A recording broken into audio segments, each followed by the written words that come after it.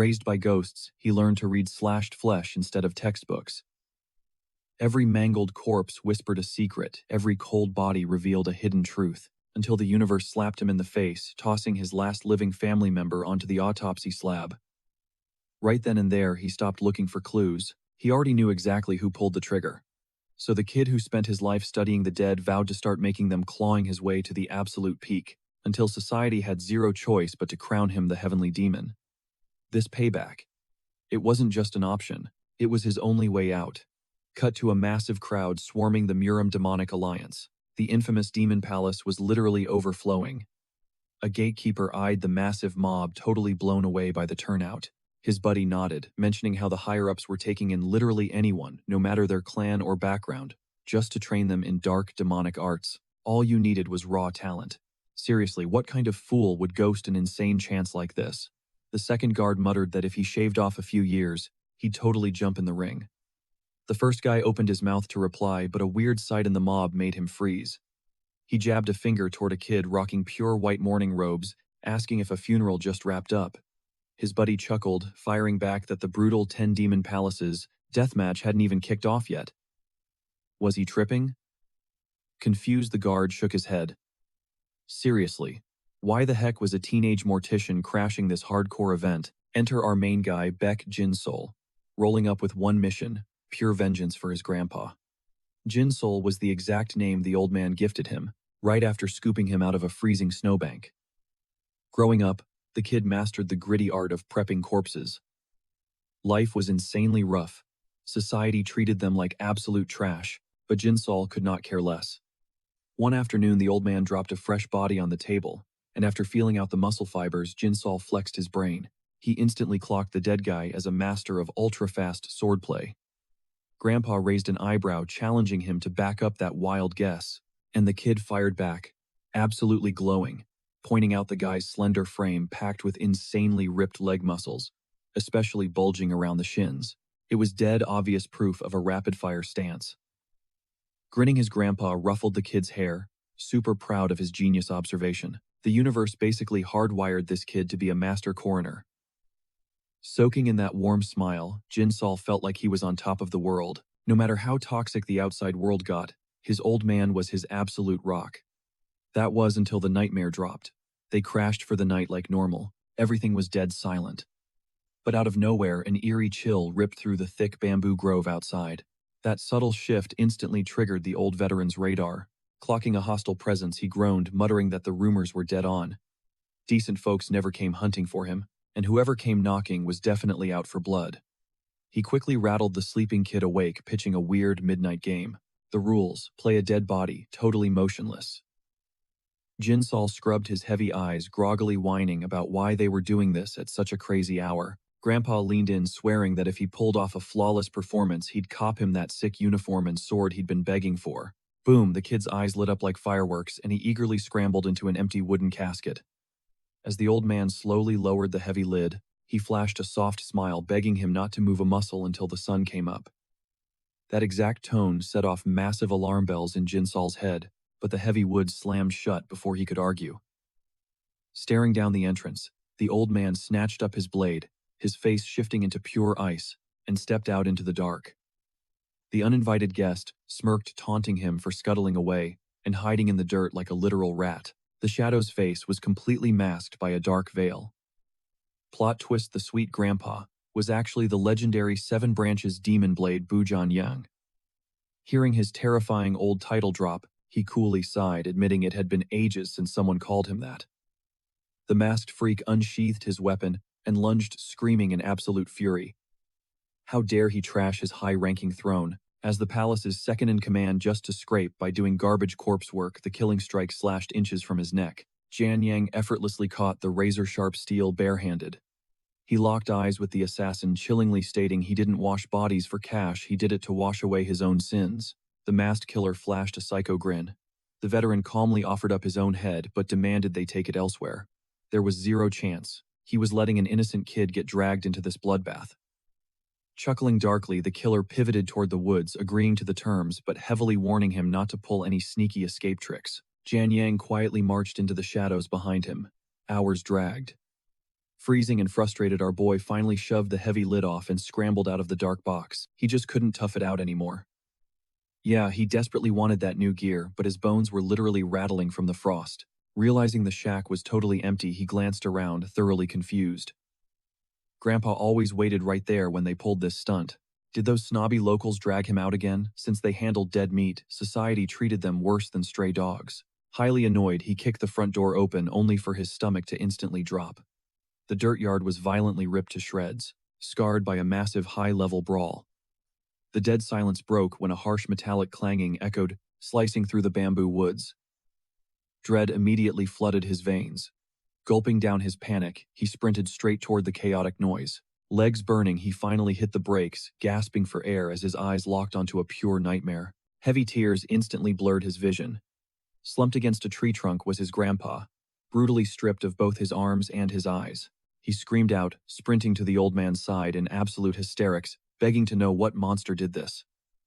Coughing weakly, Zhang Yang whispered into the dark, "Is that?" Yunsol dropped to his knees, tears streaming down his face as he choked out, "Who did this to you?" But the old man cut him off, a weak apology tumbling from his lips. Zhang Yang knew the Reaper was knocking. He begged the boy not to abandon their mortuary work, but a violent fit of hacking up black blood silenced him. Panic gripped Yunsol. He pleaded with the old man to save his strength, but Zhang Yang stubbornly shook his head. Gripping the boy's collar, he wheezed out a strict order, absolutely no revenge.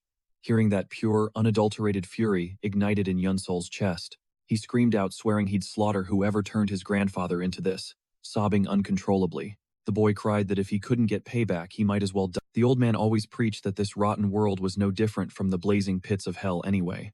Yunsol would gladly burn in the underworld with his grandfather, rather than survive a single day alone in this wasteland.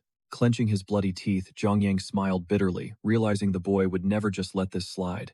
With his dying breath, he begged his grandson to run far. He whispered that raising him was the greatest joy of his life. And then, silence. The spark left his eyes. His body slumped forward like a broken puppet, slipping right through Yunsol's trembling arms. Frozen in pure shock, the boy screamed his name, but only the cold wind answered back. Wiping his face, Yunsol forcefully shut off his emotions and shifted back into his mortician mode. With hollow, dead eyes, he stared down at the cold steel slab. Tonight, he wasn't dissecting some random John Doe to read their final moments. He was autopsying his own grandfather. Tracing the old man's pale face, he whispered, "Did you tell me to run just to keep me safe?" But for the first time, he was going to disobey. One last tear hit the floor. Then his gaze sharpened as he meticulously mapped out every single mutilation on the corpse. Both hands were cleanly severed in a flash. The strike came crashing down from above, an incredibly rare unorthodox blade angle. Worse, mid-slash, the psycho perfectly pivoted his stance just to gouge out his eyes. A sword style this twisted and precise, screams of the demonic sect. On top of that, executing a combo that fast meant the killer absolutely mastered the freakishly flexible Tianju yoga. He rolled the body over. 93 separate hidden weapon punctures riddled his spine. Even the legendary Sky Full of Falling Flowers art maxes out at 66 hits. This wasn't the work of multiple assassins ganging up on him. No, this monster literally unleashed a secret art capable of shredding a target 100 times over in a split second. Finally, the sickening black-purple hue under his tongue and fingernails confirmed a hyper-lethal toxin designed to rot a human from the inside out. Putting the pieces together, Yunsol had his exact profile, a demonic sect freak, a master of Tianju yoga, armed with top-tier concealed projectiles, who coats his blades in flesh-melting acid. The list of people with that exact insane skill set was practically zero. Staring at his grandfather one final time, he swore a blood oath to hunt this bastard down. As pure hatred flooded his veins, his eyes turned violently red. The grieving boy was gone. At the registration desk, he scribbled his name and his faction on the clipboard, the Zhongyang clan. Squinting at the messy handwriting, the guard scoffed, having literally never heard of them. He assumed this shivering kid was just getting cold feet after reading the brutal death waiver. Barking aggressively, the guard told him to get the hell out if he didn't have the guts to stamp his fingerprint, but the guard's jaw dropped when he looked up. With a dead-eyed stare, Yunsol savagely bit into his own thumb until blood poured down. The guard completely shut up, visibly rattled. Slamming his bloody print onto the death warrant, Yunsol accepted his fate. When his grandfather's heart stopped, His entire universe shattered, leaving him with nothing but a one-way ticket down the road of vengeance. And this absolute bloodbath of a tournament was step one. For decades, the two massive superpowers controlling the Murim underworld, the orthodox and unorthodox factions, had been locked in a savage turf war. The so-called righteous Murim alliance championed justice. Meanwhile, the ruthless demonic palace worshipped nothing but raw, brutal strength. The Cold War between them held steady for years until the orthodox side got greedy for total control. They secretly forged a squad of 18 god-tier martial artists, dubbed the Masters of the Greater Good, not about to be wiped off the map by this sudden power play. The demonic palace clapped back, launching a massive unhinged draft to find their own elite executioners, ignoring everyone's past crimes. The palace's goal: handpick 10 absolute prodigies and force-feed them the deadliest techniques from the 10 demonic sects. It was this exact insane recruitment drive that dragged hundreds of violent, power-hungry rookies into this slaughterhouse, with Yunsol right in the mix. Scanning the arena, he saw a chaotic sea of armed psychos, but only a handful radiated that suffocating, heavy-killing intent. And somewhere in this snake pit was a direct link to his grandfather's murderer. To butcher a monster with that kind of untouchable power, Yunsol was ready to become a demon himself. He had no choice but to transform into a martial arts powerhouse. But starting from absolute rock bottom, claiming a spot as one of the 10 demonic masters was his only ticket to leveling up fast. Gasps of pure awe rippled through the rookies as a massive, towering figure stepped out of the shadows, flanked by his elite squad. His voice boomed like thunder across the courtyard, introducing himself as Anhyuk Ryung, the head instructor. Rumors called him the Golden Dagger with the blood-red eyes, and seeing him in the flesh had these kids hyped beyond belief. He declared that exactly 10 absolute prodigies from the scattered demonic factions would be drafted right here, right now. Only those ruthless enough to survive the brutal gauntlet they had cooked up would even get a shot at the demonic master title. The sheer weight of his aura suffocated the boys, but our main character, he just stood there completely unfazed. The instructor flicked his wrist, and his goons stepped up. He announced a physical exam led by the martial arts elites of the demonic palace. Almost instantly, the crowd of kids erupted into complaints. Wait, a physical check? What happened to the actual fighting? Ignoring the whining, the examiner started violently tossing the boys around, sorting them like cattle. Unseol calculated the situation. If they liked what they felt, you passed. So, raw physical specs were then it was his turn. A towering beast named Jingak stepped into his personal space, clamped a heavy hand onto his shoulder, and squeezed. Instantly, the big guy's face dropped in pure shock. This kid's body was absolute garbage tier. Honestly, Jingak was mind-blown. This scrawny kid even showed up. But then, he felt it. A bone-chilling, suffocating killer intent radiating off the boy. Shaken, the examiner faked a cough into his fist and quickly stepped away. Despite that terrifying aura, rules were rules. He had to fail him. Unseol watched him walk off, totally expecting this outcome. After all, his entire life experience so far was just cleaning up dead bodies. That kind of work doesn't exactly build a warrior's physique. But as he rolled his aching shoulders, he knew deep down, this wasn't game over. The second the brutal inspections wrapped up, the head instructor called an end to Phase 1. Suddenly, Yunchong snapped, screaming that the whole system was rigged. If demonic masters were all about raw stats, why even host a survival tournament? He called total cap on the rules. A sinister smirk crept across the instructor's face. Rigged, he slowly explained that when it comes to mastering high-tier martial arts, your bone structure is literally everything. This first round was just taking out the trash, weeding out anyone physically incapable of handling their techniques. And yet this brat had the nerve to throw a tantrum after failing the most basic physical requirement. The boy desperately begged for just one real shot. An invisible, gravity-crushing wave of pressure slammed into Unchong, forcing him violently to his knees. The master coldly told him to chill out. Phase 2 was specifically designed to test the rejects who possessed absolute trash-tier bodies. Declaring the start of the second trial, he turned his back, walking toward the Grand Palace, but tossed one final instruction over his shoulder. From this second forward, it was a free-for-all deathmatch. Survive by any means necessary. The trial only ends when one single person is left breathing. Panic instantly hijacked the crowd. One terrified kid stammered out, asking if they seriously had to murder each other. Weren't they all supposed to be on the same team? Unchong just gripped his weapon, letting out a highly irritated sigh. He scanned the terrified faces around him, a twisted realization hitting him this chaotic bloodbath was exactly what he needed. His eyes locked onto two specific targets, Unseol and another boy. He coldly decided that if he was going to start dropping bodies, he'd kick things off with him. Without a second of hesitation, he launched himself into the air with a psychotic grin and hurled his spear. Unseol's heart practically stopped as the weapon rocketed toward him, but thankfully, it wasn't aimed at his head. The spear violently impaled its actual target. Unchong let out a dark laugh, thrilled that the slaughter had finally begun. Today was the day he'd get to rack up a massive kill count. The victim, Hyuk Ryung, desperately clutched the wooden shaft protruding from his chest, choking out his killer's name through blood-stained teeth before collapsing into the dirt. Warm crimson drops splattered directly across Unseol's cheek. Chaos erupted. The remaining kids screamed in pure horror, absolutely paralyzed by the reality that a murder just happened right in front of them. Meanwhile, Unseol went into full analysis mode, inspecting the corpse. The throw threaded the needle perfectly between the ribs, piercing the heart, dead center.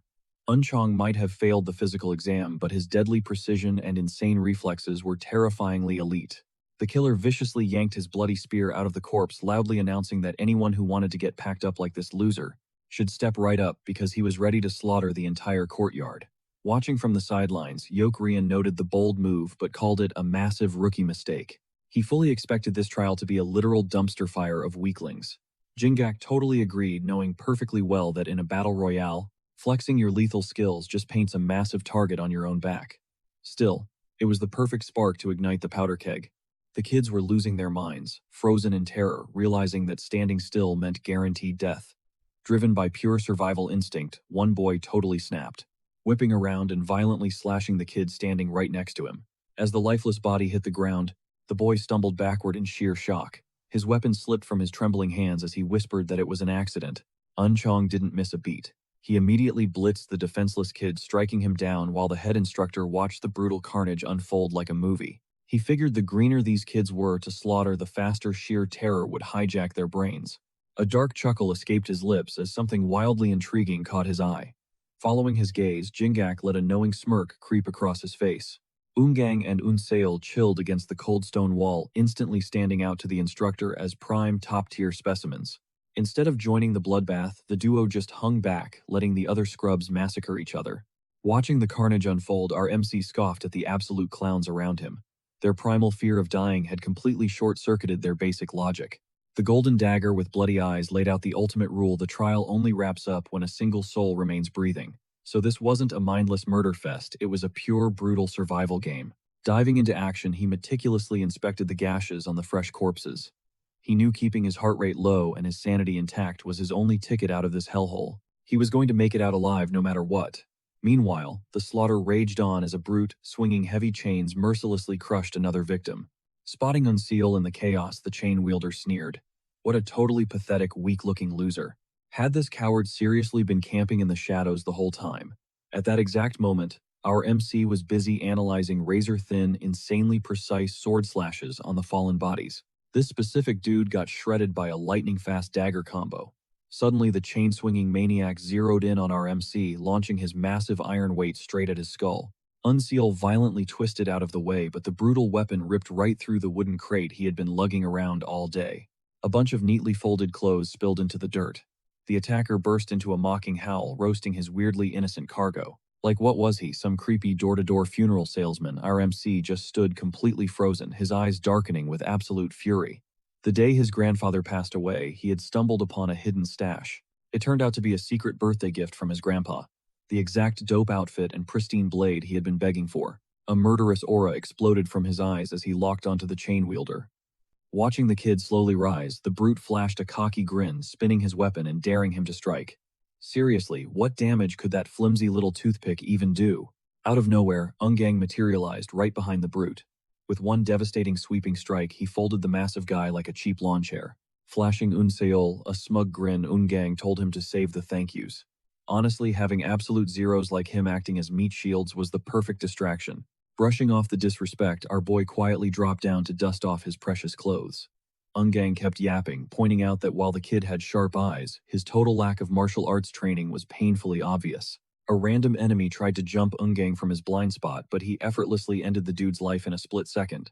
With a chilling smile, Ungang bragged that he could slaughter Unseol literally whenever he felt like it. Our MC just gave him a deadpan side-eye. Up in the stands, Hyukrion's eyes. Who the hell was this kid casually carrying the terrifying legacy of Mukyun, the former absolute apex predator of the Nakin. Jingak chimed in, identifying the wild card as Ungang. Rumor had it he stumbled across Mukyun's hidden combat manuals and an ancient sword buried deep in the unforgiving mountains. Being entirely self-taught meant his forms were sloppy and riddled with massive blind spots. Still, that technically made him the sole heir to Mukyun's devastating fighting style. Even with trash fundamentals, his raw potential made him a solid draft pick for the Elite 10 Demonic Masters. And right now the kid was 100% convinced he was. The head instructor thoughtfully stroked his beard, muttering that it felt like a massive waste to surrender the legendary silkworm to some unpolished rookie. But looking at the remaining bloodbath, Ungang was definitely the apex predator in the room.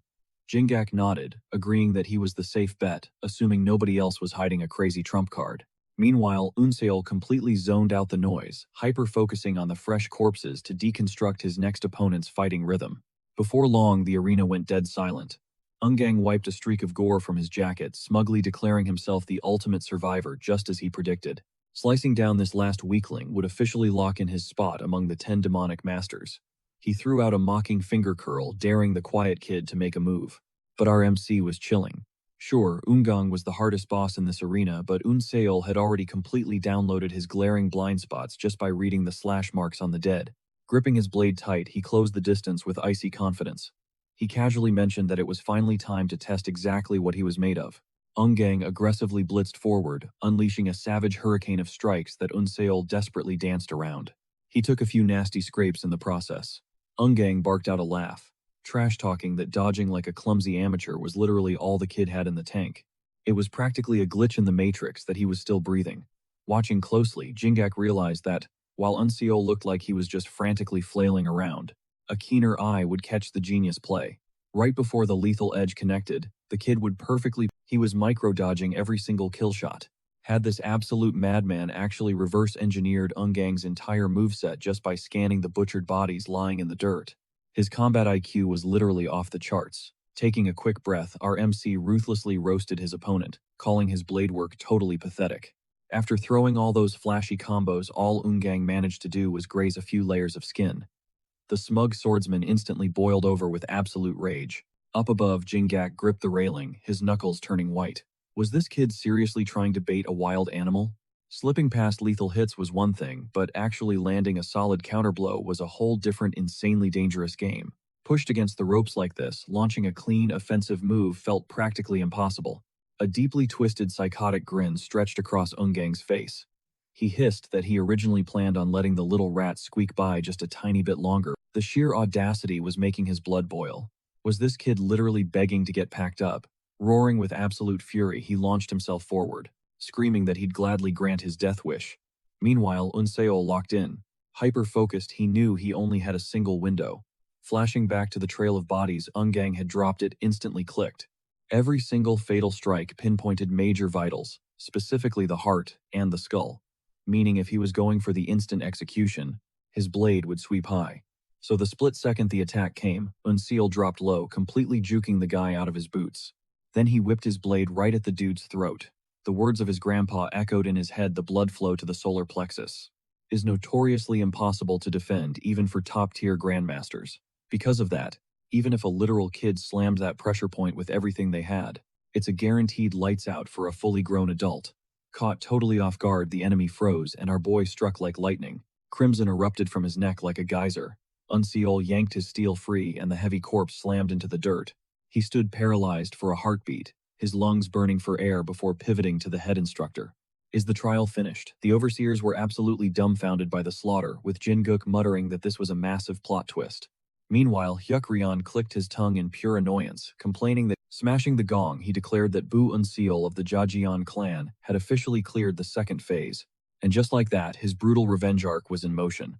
Suddenly, he was standing in an endless void, his grandpa's silhouette appearing in the distance, frantically calling his name, searching for him. Unseol sprinted over with pure joy, yelling that he was right there. But the old man looked totally disoriented, whispering that he couldn't see him. Closing the gap and panting, our MC smiled and asked what he meant. In that exact millisecond, Unseol's eyes blew wide open in sheer terror. His grandfather slowly turned his head, repeating his haunting words. Staring into dark hollow eye sockets, a wave of primal dread hit Unseol, snapping him violently awake from the nightmare. He gasped out loud, instantly shooting up only to find the entire room staring at him, catching the rhythm of splashing water outside. And feeling the wooden floorboards rocking it, clicked had he seriously been passed out this whole time? Makes sense considering the insane amount of blood he lost. His wounds had been absolutely critical, yet the pain was basically non-existent now. Did the demon cult flex some legendary healer on him? Whatever the case, the kids surrounding him were built different, and a few faces definitely looked familiar. Were these the survivors of the first trial? Catching his stare, one dude hit him with a cocky smirk while the rest just aggressively rolled their eyes. Uncio let out a heavy sigh, feeling the massive disrespect. Honestly though, the hate was totally expected. Suddenly, the hatch violently swung open, and the instructor's rough voice barked from above, commanding them to move out. They had finally pulled up to their next nightmare, the hellish path. The massive ship scraped against the jagged shoreline. Stepping down from the deck, the overseer gave a twisted grin and officially welcomed the rookies to hell, ordering the pack to follow his lead. He marched the trainees deep into the overgrown island, stopping dead at a massive, pitch-black cave network. This was their new home. They were ordered to instantly strip their gear, hand over their personal weapons, swap into the basic uniforms provided, and grab a standard-issue blade. After that, it was entirely on them. Their mission: pick a tunnel and walk into the dark. The kids immediately scattered like ants. Our boy scoped out the environment, pacing quietly past the gloomy entrances. The other trainees were just casually strolling around like tourists, while a few hotheads were already sparking beef. One girl caught an attitude snapping that she totally claimed this spot first, only for some arrogant dude to immediately clap back, calling cap on her story. He swore he got there way before her. Just then, a peacemaker stepped in, telling them to chill out since there were literally dozens of decent caves. Watching the drama, Unseal realized these privileged kids were completely clueless about the bloodbath of Phase 2. Their survival instincts were literally at zero. Most of these Phase 1 survivors were rocking crazy expensive outfits. Was this just a squad of spoiled Nepo babies? It honestly seemed like the initial drop zone was just a meat grinder designed to filter out the absolute lowest tier fodder. His internal monologue got violently cut off when the overseer's chilling voice suddenly echoed right behind his neck. Still haven't made a move. A cold shiver spiked down his spine as he whipped around, meeting Jinguk's gaze, who coldly mocked his hesitation. This definitely wasn't the time to be sightseeing. The instructor admitted that after seeing the kid's killer eyes, he totally didn't expect him to clutch up and survive Phase 2. Smirking, he confessed he was genuinely hyped to see his next move, barking at him to pick a tunnel right now, before the clock ran out. Without missing a beat, our boy aimed his finger straight at the cavern dead ahead, casually claiming it as his own. The entryway was suffocatingly tight. A strange puddle pooled right at his feet. The rest of the trainees instantly started roasting him for it, but the instructor, he actually looked impressed. A sly smirk crept onto his face. In his mind, he knew he was looking at an absolute prodigy. Sure, the cave looked like a cramped, grimy little hole at first. Step inside, and it opened up into a massive, echoing cavern, giving them way more than enough room to go all out with their combat training. Plus, that tight bottleneck entrance made it practically impossible to get ambushed. Everyone else totally avoided this spot, but our guy was already playing 4D chess. The instructor dipped, ordering him to gear up. After the whole crew swapped into their training fits, Jinga rounded them all up. He unrolled a massive map, breaking down their next move. Scattered along this literal highway to hell were 10 different martial halls. Every single one offered a chance to master a different, brutally powerful technique from the demonic sects. Whether they wanted to grind through all 10 or just specialize in one was entirely their call. 0 curfews, 0 strict schedules. They could sleep in, mess around, spar, or go totally lone wolf. It was an absolute free-for-all. The crowd was hyped, but Yun Xiao, his gut was screaming that something was way off. The vibe was just way too chill. There was 0 chance the higher-ups were just going to let them vibe and train in peace. Meanwhile, the rest of the kids immediately started debating their next drop spot. The vast majority locked in on the Huawu Hall, basically the undisputed heavyweight champion of the sects. They booked it straight there without a second thought. Our main character silently clocked the herd mentality, as almost everyone flocked to that exact same spot. Word on the street was that the boss of Huawu was the absolute most overpowered master out of all 10. Snagging top-tier skills sounded amazing, but he was starting from absolute scratch. He needed to lock down the raw basics before trying anything crazy. Pinpointing a totally different coordinate on the map, he plunged deep into the dense, creeping woods. He eventually stumbled onto a rundown, completely janky shack. Staring at it, he thought, bro, is this seriously a martial arts hall? This was the Nanyang Pavilion, a heavily washed-up faction that the other masters basically treated like a joke. The only reason they survived was by churning out absolute tanks on the battlefield. Flashing back to his grandpa's old stories about the brutal martial arts underworld, he locked his decision in. This was where he would grind. Out of nowhere, the dirt right under his boots started to violently crumble and shift. He spun around only to see a literal human head pop straight out of the soil in front of his face. Yun Xiao jolted back. What the hell is this? The buried dude just stared him down, demanding, "Did you seriously trek out here just to become one of the 10 demonic masters?" This absolutely bizarre guy was none other than Cao, the hidden head honcho of the Nanyang Pavilion. The master's totally unhinged entrance completely threw Yun Xiao. Pressing his fists together in a crisp, respectful bow, he announced he was there to master the. Cao's intense eyes slowly dragged up and down the kid's body, scanning his entire frame. After sizing him up, the master bluntly told him to turn around and bounce before he ended up in a body bag. He had absolutely zero intention of teaching anyone, especially not some squishy, frail-looking kid like him. But our boy didn't flinch. He confidently stated that surviving the pavilion's training was supposed to unlock the most insanely durable life force on the planet. Cao slowly started sinking back into the dirt, casually tossing out that the kid definitely knew his lore. But he warned that even once-in-a-generation prodigies fail miserably trying to survive this hall's core techniques. Their secret lies in literally tearing down and reconstructing the human. Look at yourself, he scoffed. In your current state, you will be dead within 24 hours. If you finally get that leave. Instead of backing down, Yun Xiao dropped into an even deeper bow. This totally froze the master in his tracks, forcing him to ask, "What the hell are you doing?" The kid coolly replied that since Cao was about to personally mentor him as his official disciple, paying his respects was the absolute minimum. Realizing this stubborn kid was going to stick to him like superglue, Cao muttered that he was an absolute psycho and let out a massive, popping completely out of the earth. He finally caved and agreed to train him. But he made it crystal clear he was only doing this because the Demon Palace forced his hand. He dropped his name and strictly ordered the kid to call him Master Cao from here on out.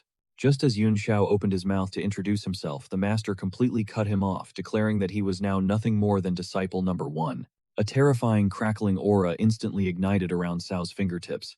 He barked that playtime was over. They were skipping the small talk and diving straight into the deep end. The very second the master's glowing fingers jabbed his skin, Yun Xiao's vision violently warped.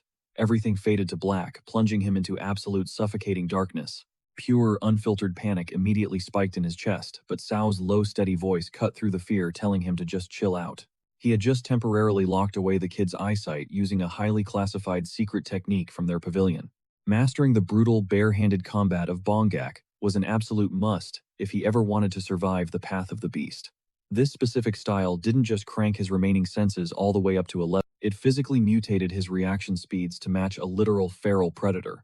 Unlike the flashy main, reaching the absolute peak of this sect's power was 100% reliant on a fighter's raw personal grit and finding their own twisted enlightenment. That was exactly why even scraping through the basic foundation, the literal path of the beast was an absolute nightmare to survive. Just like any high-level martial arts technique, the sheer brutality of this trial has weeded out practically everyone over the years. But if our boy can actually pull this off, his instincts will basically mutate into those of a literal apex predator. The catch: most guys don't even survive long enough to see that happen. Master Cao casually strolled up, dropping the bomb that he had about 60 minutes to get comfortable living in pitch-black darkness before he came back. And just like that, the old man dipped, leaving Yun Xiao entirely at the mercy of his remaining senses. The rumors always claim your hearing and touch skyrocket the second your vision cuts out, but right now, our guy was feeling absolutely nothing. Waiting a whole hour to adapt felt like a massive drag. He needed to lock in and rewire his brain like right this second. He started pacing the courtyard, desperately straining to hear or feel the environment, knowing fully well that this entire zone was swarming with ruthless warriors out for blood, all gunning. Getting jumped while completely blindfolded would be a straight-up death sentence. That creeping paranoia forced his mind to project a phantom killer creeping up right behind him. He instantly pivoted and launched himself sideways to dodge the invisible strike, but crashed onto the dirt in a clunky heap. The harsh reality checked him instantly. Without his eyes, the number one priority was his garbage sense of balance. Soon night swallowed the training grounds. After catching some solid sleep, Master Cao strolled outside, fully expecting to find the kid stumbling around like a totally lost cause. But what he saw blew his mind. Yun Xiao was effortlessly bouncing around the pavilion with insane agility. Cao squinted, realizing how crazy this was, since almost everyone plunged into sudden blindness. Usually just freezes in terror, waiting for their senses to kick in. But this kid was throwing himself into non-stop motion, literally shadowboxing against ghosts. Our MC smoothly weaved past another brutal phantom strike and vaulted flawlessly over a massive boulder, sticking the landing. Master CO realized that throwing himself into this chaotic routine was the exact cheat code letting him adapt at record speed. Hyped by the kid's progress, the old man smirked and called out, "Seeing as you've leveled up so fast, why don't we see how you handle a real blade?" Fast forward 72 grueling hours. Yoon Seol completely misjudged a vicious slash and ate dirt, splashing violently into a muddy puddle. The second he tried to push himself up, Master CO blitzed forward, slamming the hilt of his sword right into the boy's ribs, sending him crashing right back down. CO stared at him, thinking, it's been 3 whole days of absolute hell. Normally a student would be whining or begging for the secret to this brutal training. But this dude was just swallowing the beatdowns without a single word. He finally snapped and asked why he wasn't begging for hints. Did he really not care how to dodge properly? Or what kind of crazy footwork the master was using? Yoon Seol slowly got back on his feet, spitting out the dirt, and calmly reminded the old man that the entire core of the Namyang Pavilion's philosophy was about achieving your own awakening through pure personal struggle. Therefore, he figured this relentless beating had a deeper purpose. The master let out a raspy chuckle, admitting the kid was dead on. Without missing a beat, he lunged forward, daring him to keep up. But right in that split second, it felt like 10,000 volts surged through the MC's brain. His awareness exploded, tracking every single twitch of the master's muscles and predicting the exact arc of the incoming blade. But dodging it was mathematically impossible now. His only play was to take it head-on. A deafening clash of metal echoed through the yard. Sparks flew as their swords locked together, and Yoon Seol stared dead into the old man's stunned eyes. Seo's mind short-circuited. Did this kid seriously just parry my silent sword technique? All that, in barely 3 days. But the impact force was insane. Our boy got launched backward, skidding violently across the dirt. Groaning, he thought, "Bro, why is just blocking a single hit taking everything I have?" The instructor tossed a small flask his way, barking at him to drink up. He caught it blindly, muttering a quick thanks, but the moment the liquid hit his tongue, he knew this was absolutely not water. A massive wave of pure, raw energy flooded his veins instantly, knitting his torn muscles back together and replenishing every drop of blood he'd sweated out. What kind of overpowered cheat potion was this? The master stood there silently, eyes glued to the boy as he downed the last drops. It was liquid from a legendary divine spring, a priceless treasure he'd been hoarding for decades. But honestly, handing it over felt completely worth it, because he had finally found the legendary monster he'd been waiting his entire life to train. This kid was the absolute most insane, raw diamond hidden in the entire Muram world. As the sun finally cracked the horizon, the brutal blindfolded sparring resumed. Yoon Seol deflected a terrifying flurry of strikes, blocking every single hit perfectly. Suddenly, Seo flashed an evil smirk, whipping his blade around and shouting for the kid to brace for impact. In a flash, our MC smoothly slid back perfectly, ghosting the slash. But the assault wasn't over. In a blink, the master teleported right behind his back. But Yoon Seol instantly tracked the deadly arc and effortlessly deflected the ambush. Total silence fell. He gasped for air, his mind racing. Wait, why did the boss music just stop? Master Seo suddenly burst into absolute hysterical laughter, yelling out that he honestly thought he'd die before ever finding a generational talent like this. With that, a sharp gleam returned to Yoon Seol's eyes. His blindness slowly faded away, and Master Seo, grinning like a madman, clamped both hands onto the boy's shoulders, ordering him to completely scrap the idea of becoming one of the 10 demonic masters. Instead, he demanded the kid join their main sect as his official disciple, promising that under his wing he would mold him into the most terrifying powerhouse alive. 10 years to dominate the demonic path. The MC dropped, his eyes gears turning in his head. Considering everything he had witnessed so far, the old man wasn't capping. Still, the absolute freak of nature who butchered his grandpa was miles out of his current league. Sticking to the basic moves of the Nanyang Pavilion, his mind was entirely made up. He locked eyes with the master, his stare practically burning with raw determination, and flat out declared he was going to become one of the 10 demonic masters. That bold claim definitely caught the old guy off guard.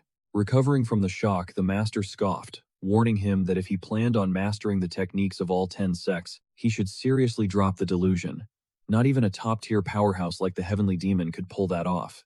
Every single fighting style demands a completely unique physique and a totally different mana flow. Even with god-level talent, capping out at 2 or 3 styles is the absolute limit. Going all in on just one specific discipline is literally the fastest cheat code to reigning supreme on the demonic path. Yoon Seol bowed his head in a deeply respectful apology. but politely shut the offer down once again. The master let out a heavy, defeated sigh and turned his back. He bluntly announced that moving forward, the boy was going to pick up an entirely different fighting style. Yunsol blinked in pure confusion, asking what on earth he meant considering he had barely scratched the surface of the Nanyang Pavilion's foundational moves. The old man just smirked, explaining that the signature techniques of the main branch are never handed down through boring old scrolls or typical lectures. Without another word, he whipped around and launched a vicious lightning-fast strike straight at the boy's face. Yunsol's body reacted on pure instinct, flawlessly deflecting the hit. The master cracked a proud grin, revealing that the kid had already completely mastered the beast path. Suddenly, all the puzzle pieces clicked in the MC's brain. They were literally hardcore crash courses in the beast path forms. Overwhelmed with gratitude, he bowed deeply. The elder waved him off, claiming there was zero need for thanks since he was strictly following orders from the demon palace. But Yunsol pointed out that the old man had still gone out of his way to offer him that life-saving water. He swore he would forever hold on to that quiet act of kindness. The master just scoffed, telling him to scrub it from his memory because that is exactly how the Murim world operates. Whether it is deep gratitude or toxic bad blood, carrying that baggage only slows you down. Yunsol silently chewed on that hardcore piece of advice, then offered one last respectful bow, stating it was time to hit the road. Watching the kid's silhouette fade into the dense, shadowy woods, a smirk crept onto the master's face as he wondered where on earth they had dug up such a legendary hidden gem. The demon palace was definitely about to experience an insane shift. Trekking deeper into the wilderness, the MC suddenly noticed that the entire vibe of the world had drastically warped. Thanks to permanently unlocking the beast path, his senses were dialed up to a terrifying. He was burning through stamina just standing completely still. If he kept absorbing this much sensory overload, getting a decent night's sleep would be totally impossible. He desperately needed an off switch. His new goal, aggressively muting his hypersensitivity whenever he wasn't in active combat. Treating the raging sensory input like a dam holding back a massive flood, he zoned in entirely on his physical ruthlessly crushing each one down to zero. Finally, the deafening static of the forest faded into blessed silence. Snapping his eyes, he figured this baseline control would keep him sane. He whipped out his map to plot his next massive move. The demonic palace top brass were absolutely not going to let the rookies grind in this safe zone forever. The clock was aggressively ticking down. With his back against the wall, his path was crystal clear. He needed the legacy of the absolute legend who went toe-to-toe with the heavenly demon exactly 700 years ago, the Huawu Sword Emperor Zhang Huang. The only logical play was infiltrating the most overpowered faction out of the 10 demonic sects, the very one that legend established. After a brutal hike, he finally stood in the shadows of the Huawu Martial Hall. Tilting his head up at the ridiculously massive gates, it hit him. Next to this jaw-dropping fortress, the Nanyang Pavilion looked like a rundown shack. He rapped his knuckles against the heavy wood, and almost instantly, a guy yanked the door open, demanding to know who was creeping around at this hour. It was Jingak, and the second his eyes landed on Yunsol, his jaw practically unhinged in shock. Yunsol spotted him right away, dropping into a smooth bow before confidently announcing he was here to master the deadly arts of the Huawu sword sect. Still trying to process the situation, Jingak just waved him inside, gesturing for the kid to trail behind him. Pacing down the massive corridors, the senior disciple warned him that their signature sword style was the undisputed heavyweight champion of the 10 factions, meaning the grind to master it was absolutely hellish. The recruits who had showed up early had already blasted through the beginner's gauntlet, and were currently sweating it out in the intermediate tiers. He shot the MC a sideways glance, questioning why it took him an entire half a month to finally show up. Yunsol casually replied that he had been busy grinding out the techniques back at the Nanyang Pavilion. Jingak halted in his tracks, eyes wide, demanding to know if the kid had actually conquered the beast path. When Yunsol gave a cool nod of confirmation, Jingak's brain short-circuited. He knew the boy was cracked at fighting, but speedrunning the beast path in just 14 days was utterly insane. He figured the old instructor probably just kicked the kid to the curb to avoid wasting precious training hours. Well, it is what it is. He led the newly arrived prodigy straight into the heart of the training hall, finally formally introducing himself as Jingak. Running the rookie training grounds, this guy introduced himself as the instructor. He double-checked, "Are you absolutely positive you want to tackle the Huawu blade arts?" He low-key suggested checking out a different dojo instead. Onseo appreciated the heads-up, but locked in his choice to master the Huawu sect's signature style. Jingak dropped the argument and stomped the ground with insane force. A dusty scroll plummeted from the rafters. The teacher explained, these held the core foundations and combat logic behind the 13 Huawu stances. He ordered him to memorize it and get to work. Unseo just blinked at the chaotic scribbles, totally lost. and straight up asked what he was supposed to do with this mess. Jingak scrunched his face, entirely baffled by the question. Could he seriously not decipher martial arts manuals? Unseo admitted he was clueless. He had zero sword experience before stepping foot in here. Jingak was absolutely shook. He pressed further, asking if he knew literally anything at all. When Unseo shook his head, the instructor found the whole situation super sketchy. The kid was officially enrolled, yet his footwork during the Phase 2 trials didn't match any orthodox weapon techniques. Still, being completely illiterate when it comes to combat charts was wild. But looking at the bright side, factoring in his god-tier reflexes and laser focus from the previous exam, plus his street smarts in securing a solid cave shelter. If he builds his foundation off a completely blank slate, proper coaching could turn him into an absolute beast. Jingak cracked a grin and tapped the parchment, figuring even if the drawings made no sense, he could at least read the text right. He told him to read out loud. The passage talked about unshackling the physical form and moving like water. The instructor broke down the first step, which meant ditching muscle tension to execute buttery smooth strikes, specifically keeping the core totally loose, along with the quads. Unseo instantly went totally limp, slouching over and asking if this was the vibe. Jingak was left speechless. It felt bizarre teaching Day 1 fundamentals in an elite proving ground meant to crown the next shadow, Sovereign. He stepped up, pressing firmly against Unseo's spine and stomach, demanding he fix his posture. Flexing too hard suffocates your inner energy. He needed to chill his mind and find balance. Next up was Step 2, the effortless flow. Unseo instantly thrust one arm forward while pulling the other back, leaving the teacher stunned. By his picture-perfect stance, the kid was absorbing information like a sponge. Jingak beamed with pride, hyping him up, calling his form absolutely 10 out of 10.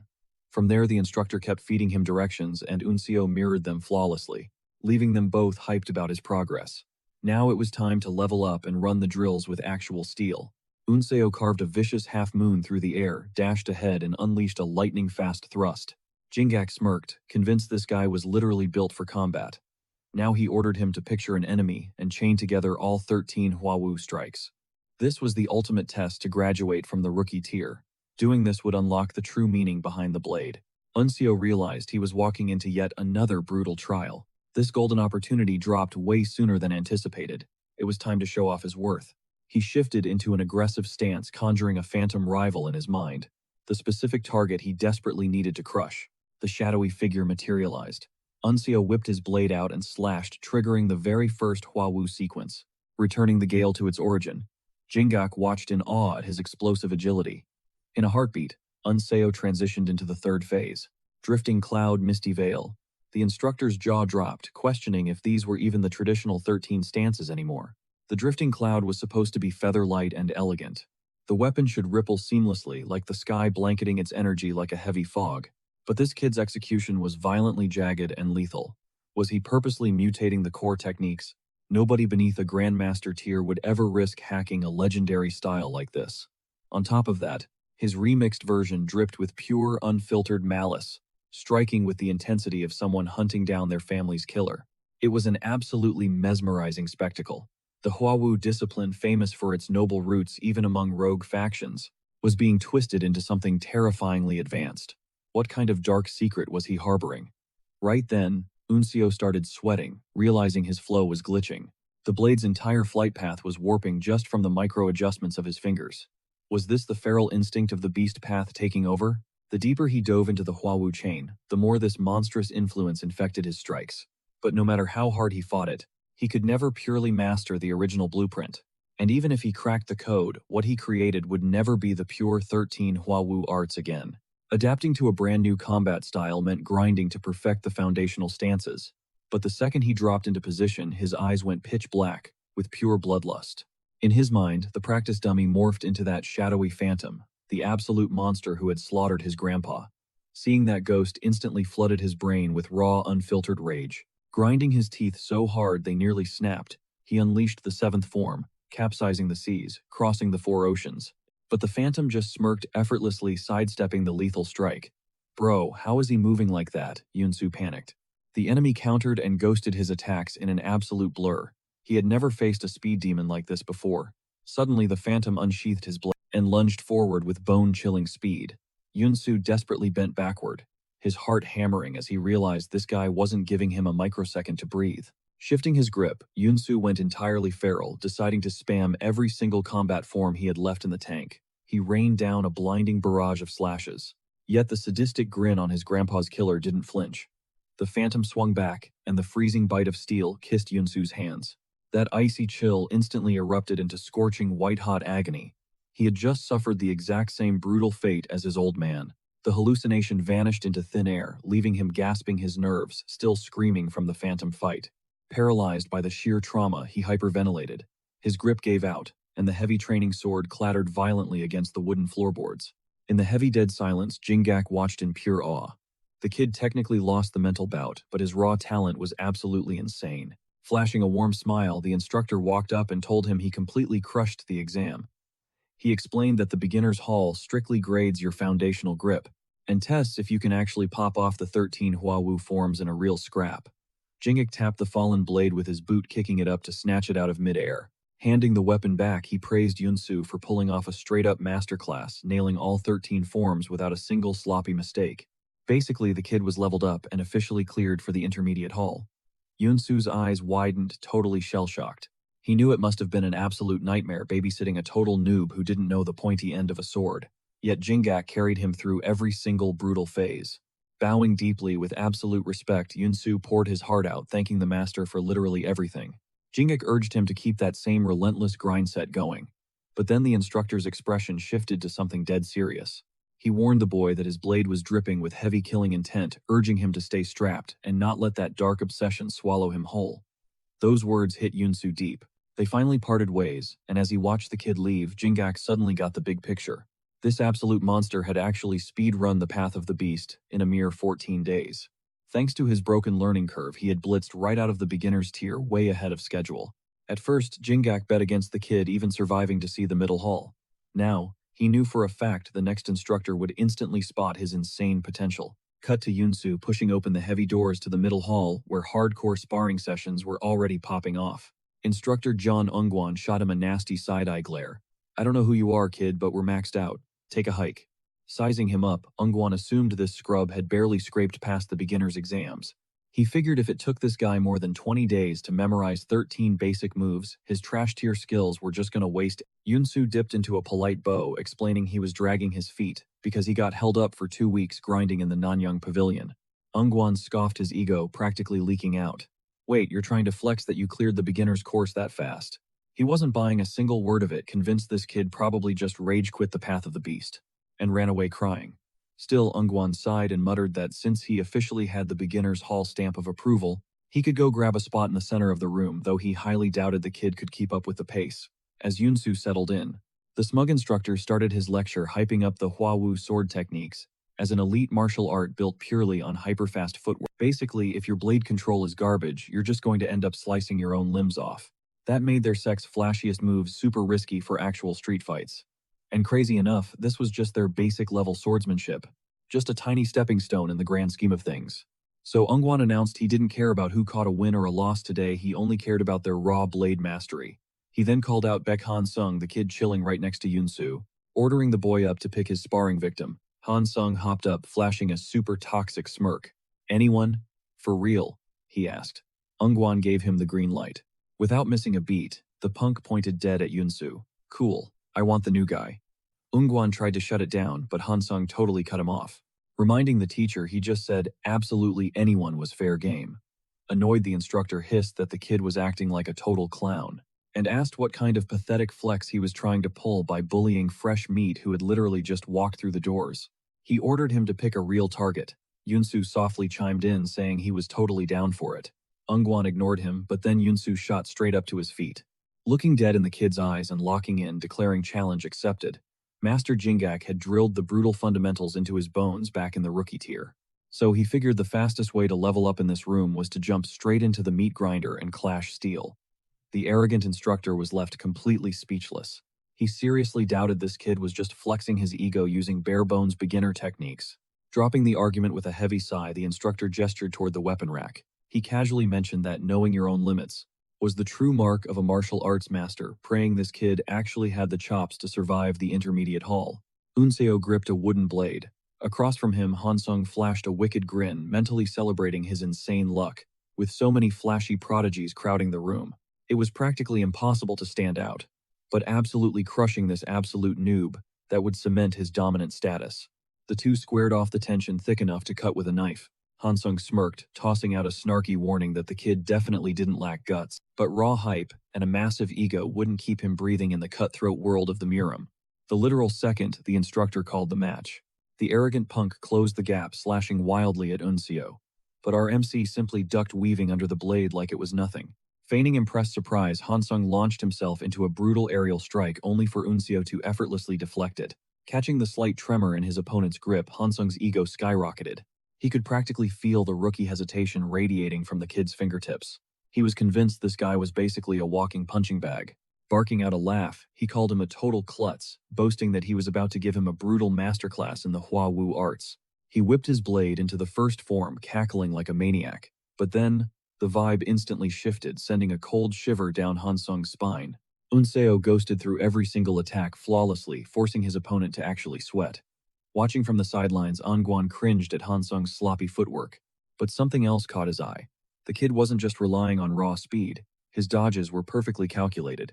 Was it genuinely possible he had unlocked the way of the beast? Sure, rumor called it the Nanyang Pavilion's baseline style, but in reality, it was an insanely complex art. A technique strictly gatekept by absolute legends. No matter how much of a prodigy this kid was, grinding that skill tree in just 2 weeks was straight up impossible. Anguan slammed his boot into the floor, snapping the hall's attention back to him. He barked at Unseo that just dodging wasn't going to cut it if he wanted a real grade. He firmly reminded them that this spar was a test of pure blade mastery, not a showcase of survival instincts and raw reflexes. Without missing a beat, our MC planted his feet locked in and unleashed his first counter-offensive. A gasp rippled through the crowd, as they instantly recognized the signature Hua Wu flow. Hansung barely sidestepped the strike, flashing a cocky grin as he taunted the kid for finally using forms. But one sharp-eyed student noticed the terrifying difference. This wasn't the standard textbook trash. In a split second, Hansung started trash-talking Unseo's form, claiming he could pull off those exact moves while blindfolded. But before the words even left his mouth, a metallic blur hissed past his cheek, slicing away a chunk of his hair. Hansung froze, absolutely terrified. What the hell was that speed? Was this really the same basic curriculum they were all grinding? Had this supposed rookie been sandbagging this entire time, just to make a complete clown out of him? Was he trying to flex for the instructor to secure a VIP pass to the next room? Feeling the judging stares of the entire room burning into his skin, Hansung panicked, realizing his own promotion was slipping away. Gritting his teeth in pure, unfiltered rage, he screamed that the advanced hall belonged to him. Abandoning all rules, he activated the forbidden Azura sword technique, unleashing the lethal blood-stopping strike. Anguan recognized it instantly as a deadly black market sect move. However, he technically never banned outside styles. But what really blew his mind was how Unseo didn't flinch or lose his center of gravity for a single millisecond. He was starting to heavily doubt that mastering the beast path was truly out of the kid's league. Meanwhile, Hansung mentally admitted the kid had insane evasion, but firmly believed this was game over. Spotting the lethal windup, the instructor felt a jolt of panic as Hansung violently lunged at Unseo with the Bloodwind technique, destroying the moon. But our MC fluidly swapped his grip and unleashed a counterstrike that left the entire room utterly paralyzed. It was the 13th form of Hua Wu, an extreme martial art without a beginning. In one explosive blur of motion, he buried his blade dead center into his opponent's chest. Crimson instantly spilled from Hansung's lips, before his eyes rolled back and he crashed hard against the floorboards. Unseo just stared down at him coldly, while the surrounding students stood jaw-dropped in pure shock, wondering if they just witnessed a murder. Calmly sheathing his sword, Unseo stepped back as the instructor rushed over, instantly realizing the horrific truth. The kid was actually dead. The strike had brutally ruptured a vital pressure point. Sweating, the instructor locked eyes with Unseo if he was a secret veteran of the Nanyang Pavilion. Unseo just deadpanned that he wasn't. Stammering, Anguan demanded to know if he was seriously claiming that he had completely mastered the way of the beast in just half a month. Unfazed, our MC simply replied that he was only taught the bare-bone basics. He let out a dry chuckle, scoffing that the Nunya Pavilion apparently majored in teaching its students how to lie straight through their teeth. Yunsul desperately tried to clear his name, but the instructor aggressively cut him off. He ordered him to pack his bags and bounce instantly. Meanwhile, the rest of the class was absolutely losing their minds. Someone had literally just caught a body during a basic practice spar. Wasn't this guy going to face some serious consequences for that? Ungwang shot the crowd, a dead-eyed glare violently, reminding them to drop the delusion that this was some cozy martial arts dojo just because of the fancy name on the door. They needed a massive reality check. They were standing in literal hell, and if they ever dared to throw out a lethal strike, they better be fully prepped to get wiped out by a fatal counter. With that morbid warning, the test violently resumed. He started hauling the trainees up 2 by 2, throwing them into intense clashes to heavily judge their blade work. Once the blood settled, he dropped a massive bombshell. Every single one of them had completely bombed the exam. He told them to pack up, hit the road, and go beg another dojo to take them in. One desperate kid frantically piped up begging for a do-over since it was just their very first trial. If they just got one more shot, they would totally claw her a win. But the master shut that down instantly with absolute zero hesitation. Sure, they managed to scrape past the beginner ranks just by flexing their... But at the end of the day, unlocking the legendary Huawu sword arts requires the god-tier talent of an absolute prodigy. Someone who can completely shatter their own physical limits through sheer agonizing grind. They took a huge loss today purely because they simply didn't have that dog in. He told them to get lost. The defeated crowd dragged themselves out, leaving Yunsul standing totally alone in the massive arena. The master blinked, visibly confused, demanding to know why he was still hovering around. Yunsul genuinely asked if he was supposed to ditch too. Ongguang nodded. Obviously, since he utterly dominated his fight and cleared the test, he was officially cleared to level up to the elite hall. But Yunsul boldly chose to stay right there, throwing the instructor for a huge loop as he demanded an explanation. The young warrior casually replied that he had only memorized the 13 core Huawu strikes so far, and hadn't absorbed a single drop of knowledge from this intermediate tier. Ungguang's jaw basically dropped, pointing out that the kid had already mastered the way of brutally deflected the wild, chaotic energy of the Asura clan, and somehow still thought he hadn't learned anything. Yunsul gave a deadpan nod, pulling a genuine laugh out of the master. He caved in, agreeing to take him under his wing. He promised to drill the Byokro blade technique into his skull, the brutal evolution of the original 13 forms. But he issued a lethal warning. He absolutely loathed flashy tryhards, relying on cheap tricks. If he caught even a microscopic whisper that Yunsul had secretly studied anything outside the pure Huawu lineage, he would separate his head from his shoulders on the spot. Flash forward 4 intense days, and the master was utterly mind-blown. Tracking Yunsul's hyper-focused footwork, he realized something crazy. He had been drilling this kid non-stop for 96 hours, analyzing his every microscopic twitch. Yet the boy's actual foundation with a blade was basically non-existent. It was insane to realize he was quite literally a total newbie when it came to real swordplay. But his raw, unyielding hunger, absolutely terrifying. He poured his entire soul into every single slash, swinging like a maniac who would literally drop dead if he failed to level up. It suddenly made perfect sense how this freak of nature speedran the beast style in just 2 weeks. At that exact moment, Yunsul unleashed a massive Byokro art, dropping the extreme lightning strike. But right as his blade hit maximum velocity, Ungguang barked at him to freeze. He locked up mid-swing, staring back with totally clueless eyes. The veteran softly commanded him to power down. It looked like the kid had already cracked the deeply hidden code of the entire Byokro style. As Yunsul desperately gasped for air, the master stepped up, breaking down how the Byokro flow heavily relies on razor-sharp violent pivots to flawlessly toggle between blinding speed and heavy chained combos. Plus, every single stance is engineered to wrap the blade fluidly around the user's own frame. This makes them essentially useless in actual raw street fights. Yet somehow this crazy kid was trying to force every single flashy move into a real deathmatch, swinging with pure, unfiltered murder in his eyes. Ungguang sighed, explaining that while the twisted demonic arts feed off pure bloodlust, the legendary Huawu clan purposely threw away that toxic mindset. They completely ditched the obsession with just slaughtering enemies, so they could ascend to a god-tier level of combat. That dark killing intent was totally poisoning Yunsul's brain. If he didn't scrub that darkness out, he'd accidentally forge a cursed fighting style that would massively backfire and destroy him. Yunsul just swallowed his words in heavy silence, realizing this was the exact same heavy lecture instructor Jingak had dropped on him before. Ungguang openly confessed that back in the day, and honestly even now, he was drowning in that exact same savage energy, mercilessly wiping out anyone dumb enough to stand in his crosshairs. But giving into that dark rage severely nuked his reputation, his pride, and literally hard-capped his own martial arts potential. Thirsting for blood might feel like an incredible power-up at first, but honestly, it's nothing but a massive roadblock choking off an infinitely epic journey. Moving forward, Yunsul absolutely had to ghost that toxic rage. The heavy silence broke as Yunsul vividly remembered his grandfather's haunting quote. Every true warrior's backstory is severely stained by dark regrets and brutal failures.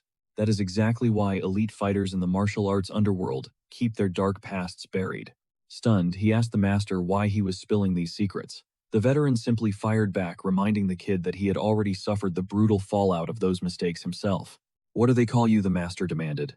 The boy dropped his name, and Yun Wang nodded, finally connecting the dots. So when Jingak hyped up the lone survivor of the second bloodbath, he meant this kid.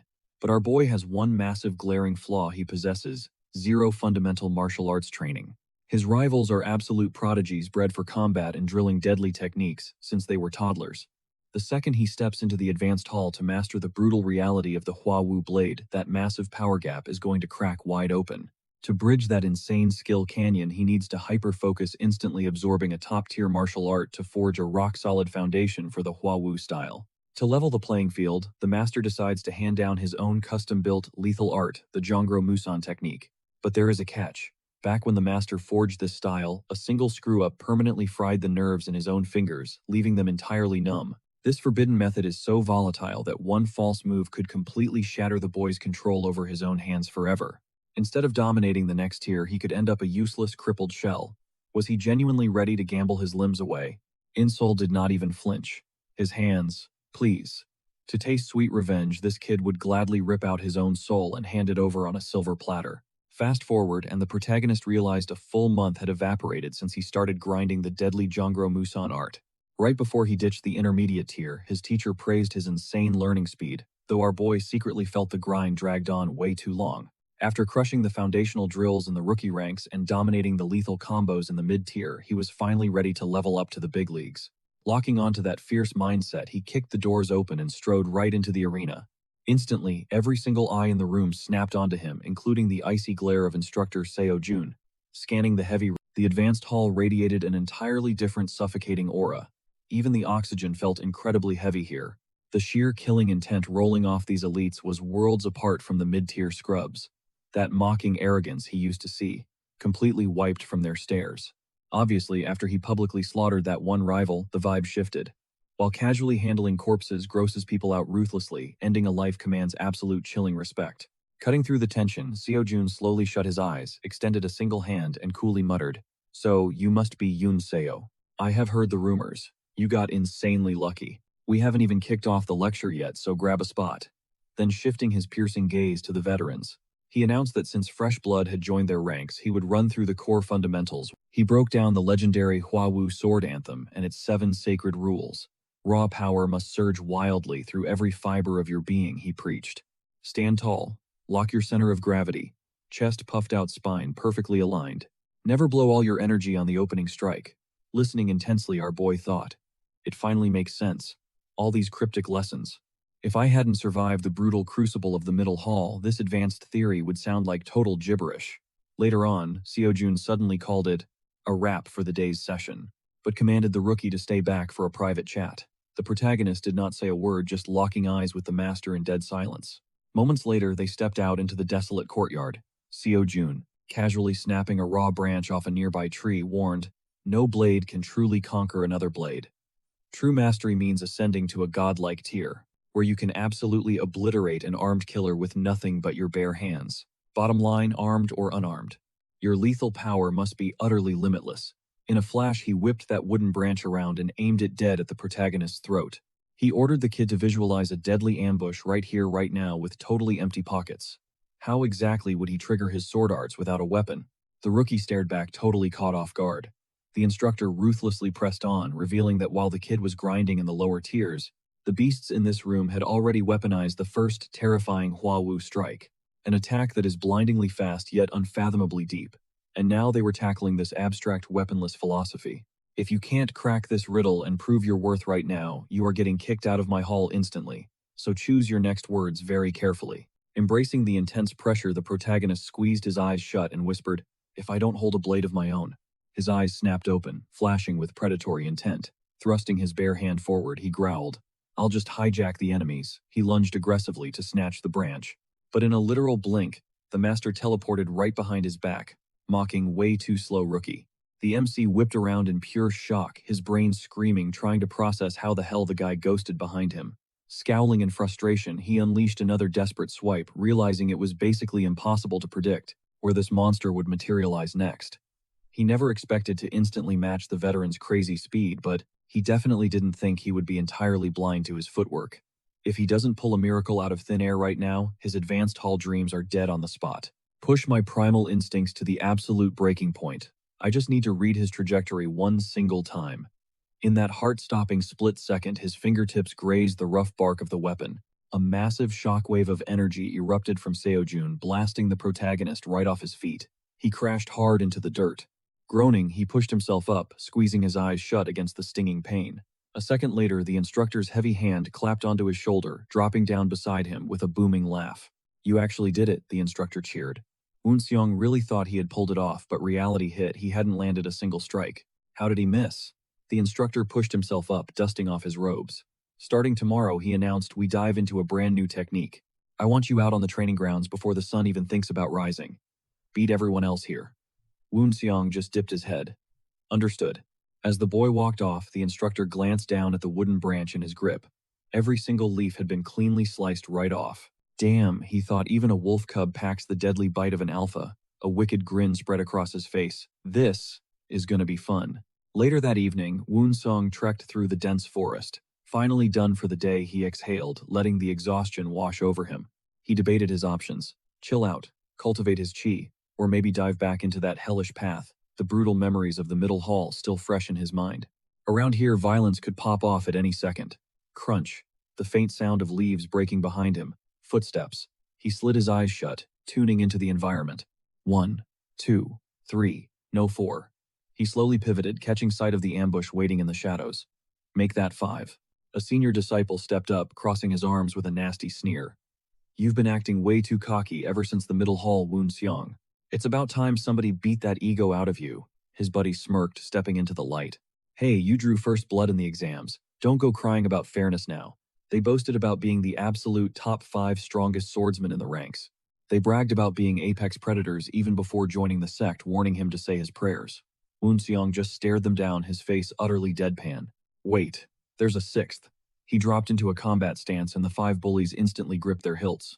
"You arrogant punk," one of them barked. "He actually wants to take us all on." Flash. Out of nowhere, Jinha materialized behind the loudmouth. A single ruthless strike and the disciple crumpled to the dirt, completely lifeless.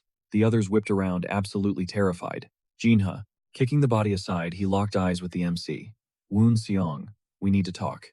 The remaining bullies were panicking, totally clueless about why this Jinha didn't even look at them. "Scram. I don't waste time on trash." The surviving disciples glared, humiliated but powerless. A heartbeat later, survival instincts kicked in and they sprinted for their lives. Damn it all, they cursed into the night, swearing they would get their revenge later. Meanwhile, Woon Seong kept his eyes locked on Jinha. He frowned, his muscles tense. This guy. His aura is no joke. Jinha slid his blade back into its scabbard, letting out a heavy sigh. Pathetic cowards. He then snapped his cold gaze straight onto Woon Seong. "I'm only gonna ask this once." Woon Seong, he leveled his sheathed sword right at his chest. "Whose side are you actually on?" Flashback to the training grounds. The instructor was pacing before the recruits. "Up until now, you've all memorized the first Hua-Wu sword technique, flashy yet incredibly deep," he had explained. "But you can't claim you've truly mastered it until you forge your very own personalized form. Today we see what you've cooked up. Woon Seong, you're up first. Show us what you got." The MC calmly stepped onto the sparring platform, his grip tight around his hilt. He took a deep breath, shutting his eyes to block out the noise. His brow furrowed. His eyes snapped open with lethal focus. Swish, swish, he unleashed a flurry of rapid strikes. Raw, aggressive energy exploded outward, and the shockwaves violently gouged deep scars into the stone floor. Seojun watched, absolutely stunned. He took our most elegant, complex martial art and weaponized it into a pure, hyper-lethal killing stroke. Shaking off his shock, the instructor nodded. "Good. Back to your seat. Jinha, you're next." Instantly, the dark-haired boy stood up. He brushed past Woon Seong, the tension between them undeniable. The MC watched him closely as Jinha vaulted onto the stage, ready to flex his skills. Back in the present, Woon Seong analyzed the threat. In that brawl, Jinha totally redirected his attack at me instead of Hyunju Hyun. It was a calculated warning. Woon Seong played it cool. "What are you talking about?" Jinha snapped. "Cut the crap and stop playing dumb." We both know not every single person here is actually trying to become a demonic master. Woon Seong processed the intel. When you break it down, getting free access to a legendary 10-stage martial art is a wild once-in-a-lifetime buff. Yet the entry requirements were basically zero, which makes this whole setup the perfect honeypot to lure in rats. Rubbing his chin thoughtfully, Woon Seong tilted his head. Are you trying to tell me there's a mole hiding in the ranks? Jinya scowled, studying Woon Seong's face like a hawk. His reaction? His tone. He's not faking it. He genuinely doesn't know. The tension broke. Jinha fully lowered his weapon with a heavy exhale. So it really wasn't you. Man, and here I was, hoping for a fun fight. He turned his back to leave, tossing a warning over his shoulder. Listen, keep your head down during training. Play the good little disciple. Because if you keep getting on my nerves, I'll just erase you myself, dropping that icy threat. He threw one last sidelong glare before vanishing into the shadows. Woon Song watched the spot where he stood. A spy. Looks like my intel is seriously lagging behind. Makes sense, honestly. I've been grinding way too hard, pouring 100% of my stats into mastering these crazy skills.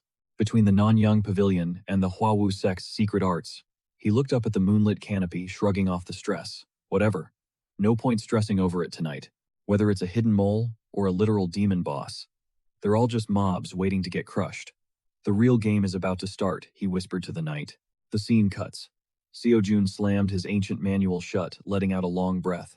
Alright, training is officially wrapped for today. I know you guys are running on fumes. But even now, legendary warriors who've survived endless bloodbaths still obsess over the core mechanics of top-tier martial arts. Why? Because knowing a technique isn't the same as actually pulling it off.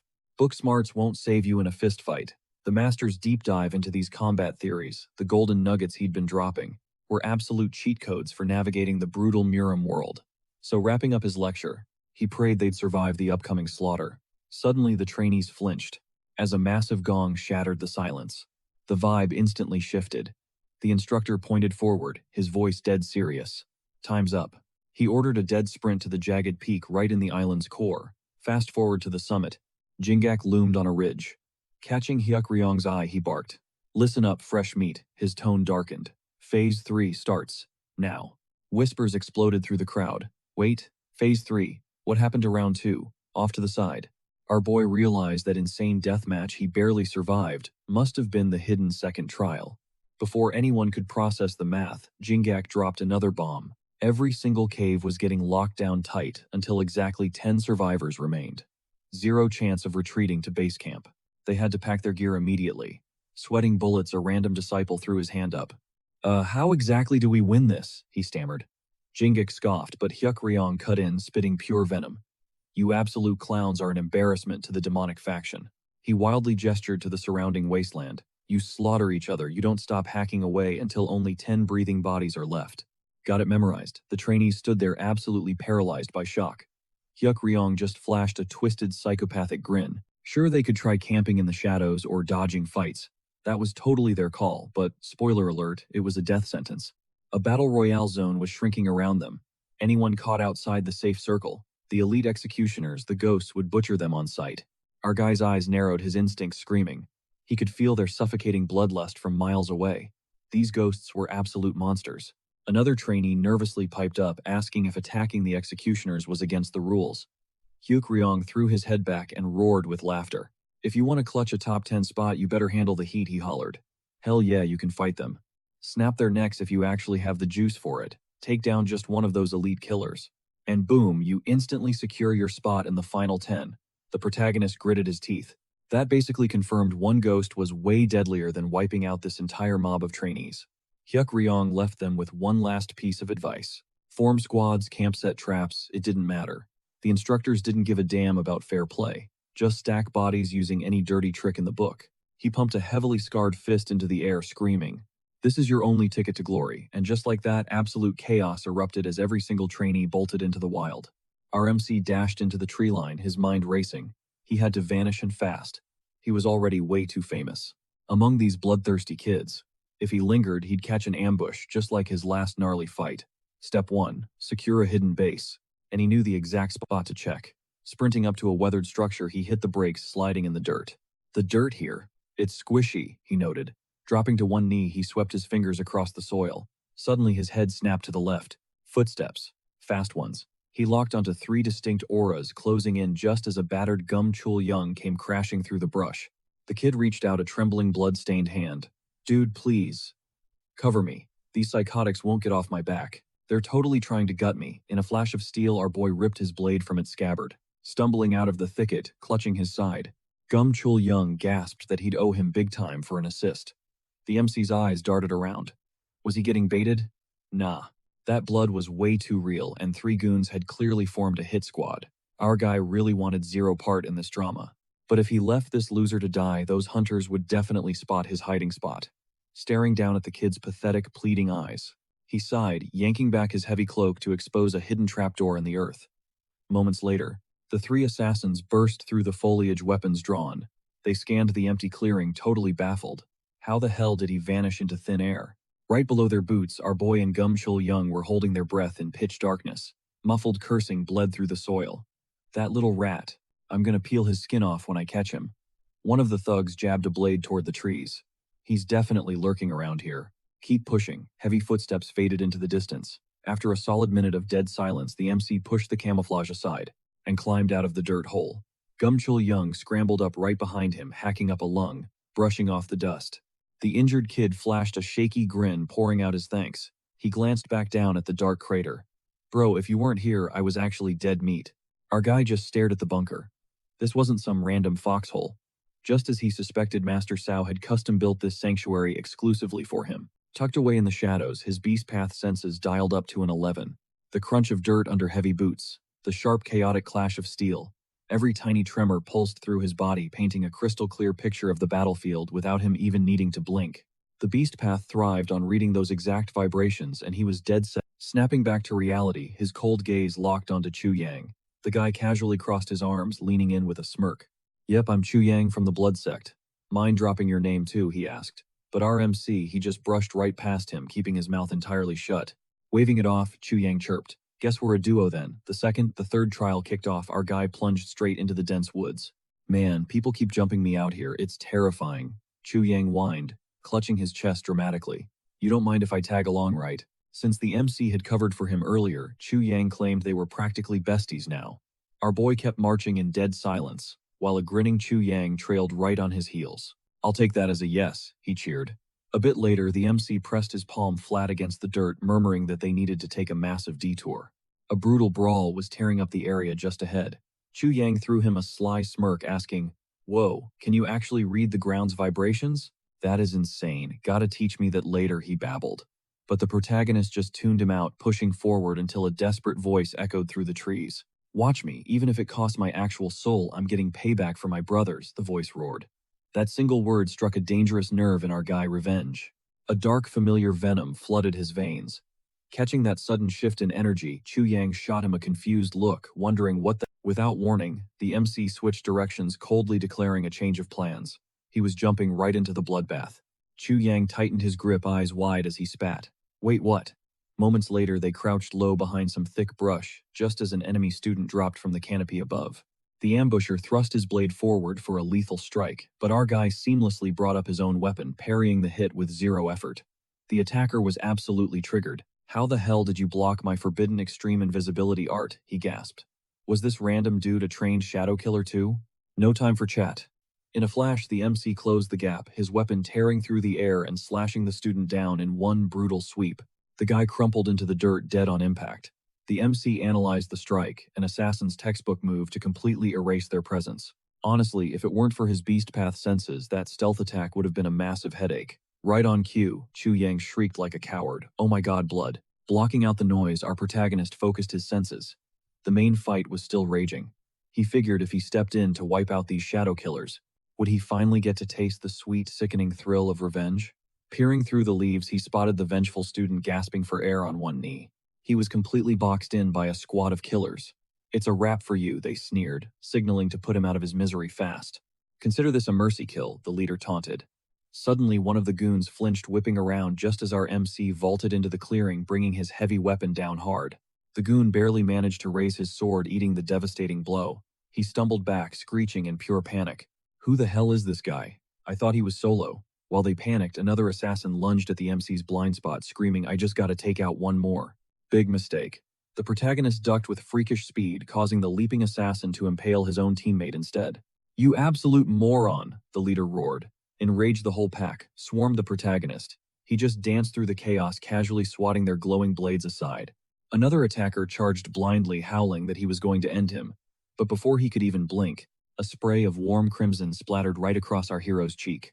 The wounded student had dragged himself back up, delivering a flurry of fatal strikes from behind. He broke into a manic, breathless laugh, hacking away before whispering, "My revenge. It's finally done."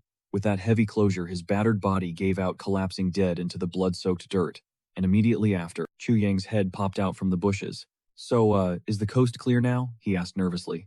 The protagonist was already kneeling beside one of the fresh corpses, searching it. Chu Yang casually strolled up, praising Unseal. "Man, your moves are absolutely insane." But mid-sentence he whipped out a hidden dagger. "Though you really shouldn't drop your guard," he sneered, lunging straight for a lethal backstab. Without even looking, Unseal flicked his wrist, his blade deflecting the Chu Yang's eyes bulged as the MC spun on his heel with terrifying speed, knocking him violently backward. "You just ruined it," Unseal muttered coldly. "Thanks to your little stunt, I can't ask this dead guy my final question." Sprawled on the ground, Chu Yang barked, "Are you psycho? What the hell are you even babbling about? And more importantly, since when did you figure me out?" Unseal stared down at him with dead eyes, literally from day one. Chu Yang's face contorted in sheer disbelief. "Wait, what?" Unseal explained that back when they were trapped underground, he immediately sensed the massive arsenal of weapons stashed under Chu Yang's clothes. His stiff, awkward body, it was painfully obvious he was packing heavy steel around his waist. As for why he hadn't just slaughtered the fake friend right then and there, the reason was actually pretty toxic. Unseal just found it highly entertaining to watch a rat try so desperately to act like a loyal lapdog. Plus, studying a two-faced assassin's movements was perfect research for future brawls. Humiliated, Chu Yang ground his teeth, spitting. "That's absolute bull." Snapping into a rage, he hurled a barrage of throwing knives, screaming that his acting was totally Oscar-worthy. But our MC, he simply swayed, letting the deadly blades slice harmlessly through the empty air. Chu Liang's pulse pounded as they closed the gap. Was this guy literally reading his mind? There was no way he was predicting his every single move right. In a flash, our boy effortlessly swatted away the barrage of flying blades like they were nothing, pushing toward Chu Liang like an absolute menace. He unleashed a brutal strike, carving a nasty gash right into his opponent's shoulder. Leaping backward to create some space, he dropped a cold, hard truth. "Your secret weapon is completely worthless the second someone figures it out right."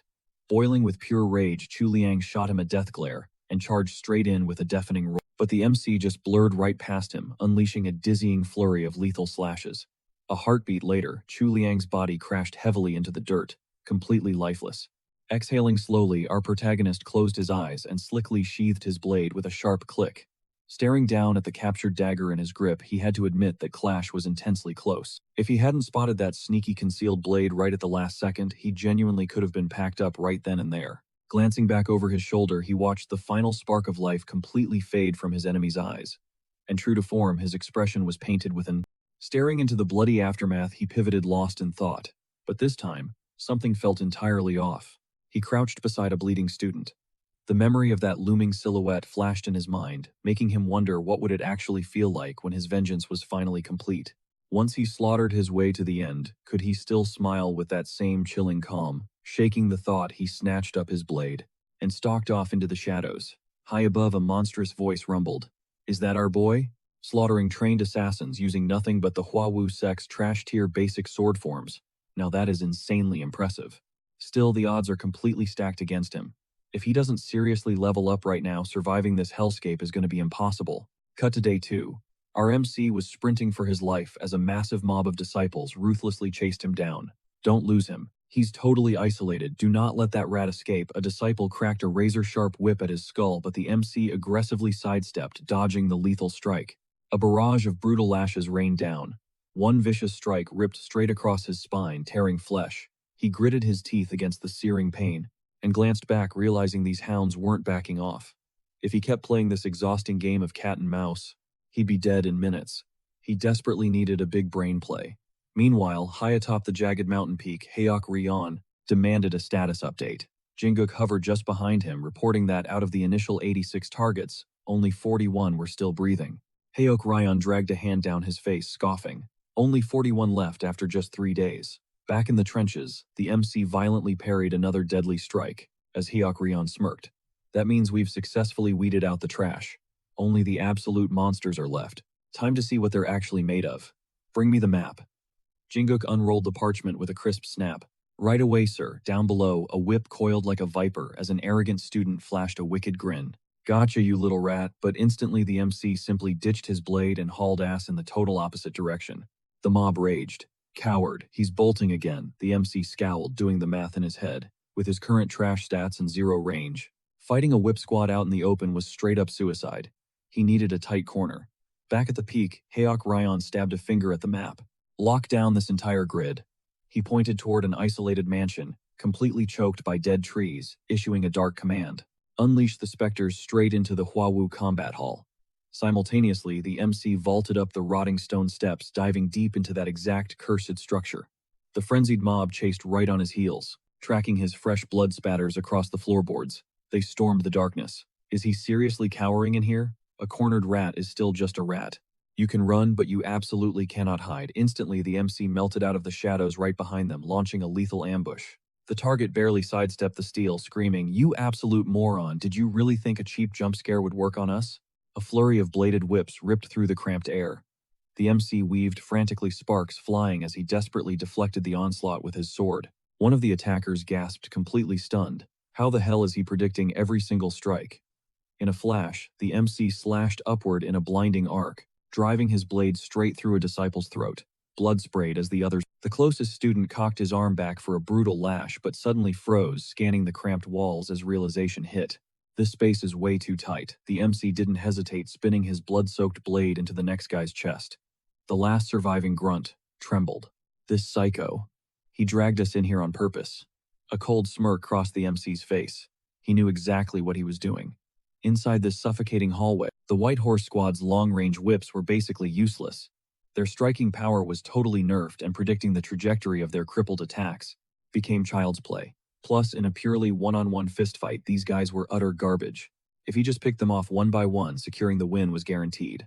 Roaring in anger, the final disciple lunged, swinging wildly. But the MC caught the movement in his periphery, diving forward, just as the whip smashed through a shattered window instead of his skull. Even missing the sheer kinetic force blasted the MC sideways. Damn it, he choked out, crashing heavily as the leather ricocheted off the concrete. The attacker's eyes lit up. He's down, rush him. But his backup was already backing away, terrified. Screw this. We need to bail. Suddenly, the retreating student let out a gut-wrenching shriek. He had literally bumped into a towering figure blocking the exit. Moonchung glared down at the trembling cowards. What exactly do you think you're doing? Tell me you weren't about to run away. The grunts broke into pathetic, nervous sweats. Leader, of course not. It's just, the vibes in here are terrible for fighting. Without blinking, Moonchung unleashed his own whip in a blinding tornado, instantly ripping through his own men. Stepping over their mangled bodies, he coldly muttered, "I knew bringing unawakened trash on this raid was a complete waste of oxygen." The MC slowly emerged from the shadows, gripping his hilt tight. "So you're the final boss around here," Moonchung flashed a sadistic grin, locking eyes with his new prey. "Not bad, kid. That filthy little combat style you just used, was that a Huawu technique?" The MC opened his mouth to reply, but Moonchung completely cut him off, dropping his own name and casually demanding the MC's identity.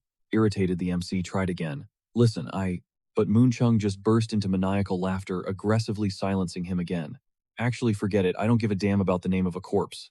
With a flick of his wrist, his lethal whip snapped forward, instantly coiling tight around the MC's blade. Moonchung's smirk widened. Because rumor has it, in the upper tiers of the Huawu Hall, they drilled exactly one sword technique into their students, and it was purely defensive. Right then, our boy tossed aside the broken remains of his blade, his mind racing. Wait, does this guy actually know about the Huawu style? How could he possibly know? Is he running some secret underground spy network I have no clue about? A split second later, Moonchung cracked his whip, letting it lash violently around his body before roaring out loud. "Are you seriously spacing out in the middle of a death match?" he screamed, lunging forward and smashing the ground right under our hero's feet. Diving desperately out of the way, the MC realized that this brutal whip would absolutely pulverize anything it struck, whether it was solid stone or human bone. Being stuck indoors stripped away any tactical edge he had. Spotting a narrow hallway, he scrambled to make a break for it, but the whistling whip violently cut off his escape route. He instantly raised his guard, bracing his weapon as Moonchung swaggered into the corridor. "Man, what a total letdown," the villain scoffed, swinging his deadly weapon. With garbage swordplay like that, you don't stand a chance against the nine-tailed white horse. He snapped the whip directly at his throat, twisting the leather with insane speed. In a flash, a suffocating cage of violent strikes surrounded the protagonist, while Moonchung threw his head back, laughing like a maniac. The white horse's whip is going to rip you apart. The MC gritted his teeth, his mind frantically analyzing the situation. Even though the master-tier defensive stance he had trained in could deflect normal strikes, his raw power, if I just defend, I'm dead. I have to make a move right now. He squeezed his eyes shut, letting flashes of the recent bloodbath play through his mind. His eyes snapped open, blazing with intense focus, and he unleashed a blistering barrage of strikes, catching Moonchung totally off guard. The villain let out a cocky snicker.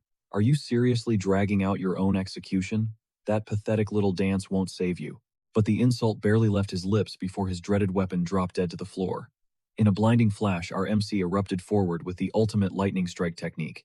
An overwhelming shockwave of pure energy blasted directly into Moonchung's chest. Slicing past his enemy like a ghost, Moonchung could only gasp. What? What the hell is this power? An instant later, his body violently erupted in deep gashes, and he collapsed to the stone floor completely light. Gasping heavily for air, the MC spun around. He stared down at his wildly shaking hand, totally overwhelmed. The Biocrow blade art. The master wasn't kidding when he said this style is insanely dangerous. Suddenly, a violent cough racked his body, and he quickly clamped a hand over his mouth. Staring down at the thick, dark blood painting his palm, he realized the terrifying truth.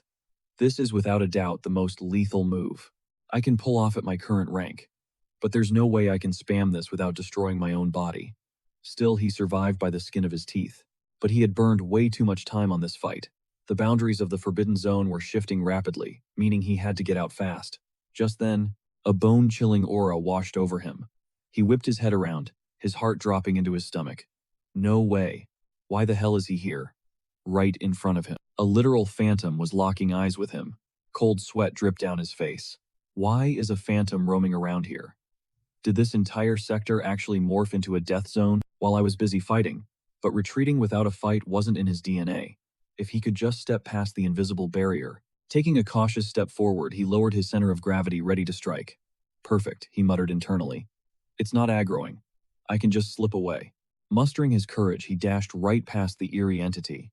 But before he could even exhale, a massive, terrifying serpent spirit materialized right at his back. He spun around in a panic.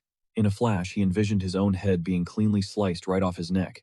Snapping back to reality, he threw his body backward, narrowly dodging the lethal strike. I didn't even feel the air shift, he thought, completely horrified.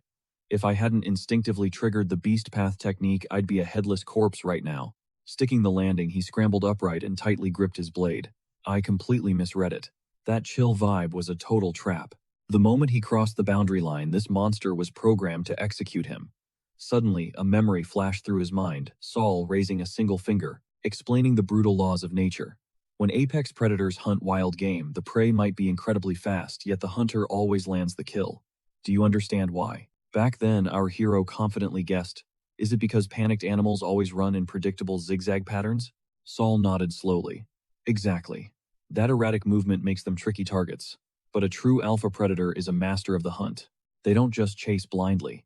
They perfectly sync their deadly strikes with the exact rhythm of their escaping victim. So how the hell do you counter something like that, the MC had asked. Resting his hands on his hips, Saul smirked. If the hunter relies on matching your rhythm, what do you think your next move should be? Snapping back to the terrifying present, the MC gritted his teeth. In a nightmare scenario like this, letting out a deafening battle cry, his strategy, I have to move like an absolute glitch. He exploded forward with chaotic speed just as the phantom drew its ghastly blade to intercept him. Throwing his weight wildly from left to right, he barely closed the distance to the stone staircase. Phase 1. Bait it with the classic zigzag. Pivoting sharply toward the spirit, he miraculously slid past a fatal swipe. Phase 2. Trigger the beast path to dodge and then crack its defense wide open with something completely insane. But as the dust settled, a cold sweat broke out across his forehead. His eyes slowly trailed down to the icy blade pressed right against his throat. Oh crap. I miscalculated. But as the seconds ticked by, a wave of sheer confusion washed over him. Why the hell did it freeze?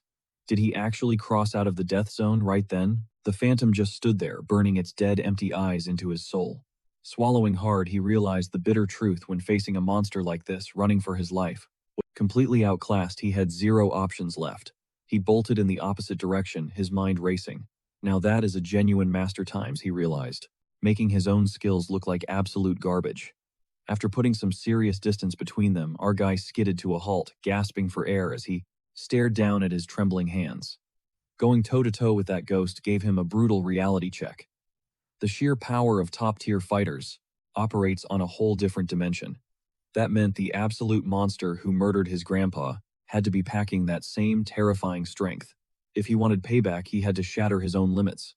Just then, Pangak was chilling on a nearby boulder, casually polishing his blade. He locked eyes with our hero and smirked, asking if he was Yoon Seol.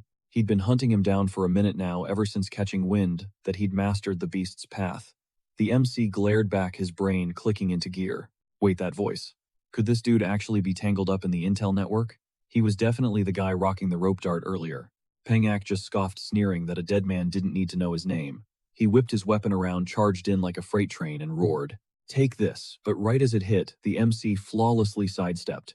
Pangak let out a dark chuckle. "Not bad," he muttered, relying on sheer animal instinct. The kid had perfectly read the blade's path.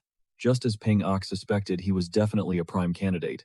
Spinning back into action, Pangak unleashed a massive surge of energy, screaming, "If that's the case, I'm wiping out this demon sect trash right here, right now." The MC casually swatted away the flurry of strikes, noticing a massive shift in the guy's sword technique. But wait, what the hell was he talking about with that demon sect stuff? Suddenly, Jinha's warning echoed in his mind. Hold up, is this actually the guy she mentioned? He snapped his sword up just in time to parry another brutal slash from Pangak, telling himself, "Focus, don't let him get in your head times." But as his hand shook violently against the impact, he gritted his teeth. Wait a second. This feeling times. He violently deflected the blade, realization dawning.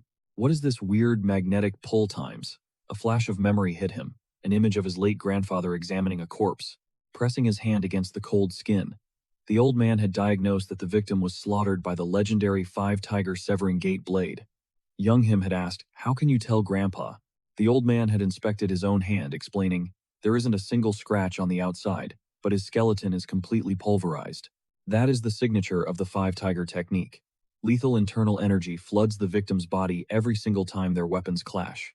Just what kind of messed up stuff did this guy do to drag out a master of the Peng clan, a family that almost never shows its face in the Murim? Snapping back to reality, our guy yelled the five-tiger severing gate blade. "You're from the Hebe Peng family." Pangak froze, completely thrown off guard. What the, he barked. "How the hell do you know that?" But the MC was already recalling another piece of his grandpa's wisdom about the clan's other deadly trademark, an insanely strong magnetic pull. A pulling technique times his younger self had asked. The old man had nodded. It's a foundational skill for high-level chi users. This magnetic pull is wildly deceptive, but here's the catch. It drags the user right into the danger zone too. It is the ultimate double-edged sword, leaving the attacker wide open to counterattacks. Armed with that knowledge, the MC formed a game plan.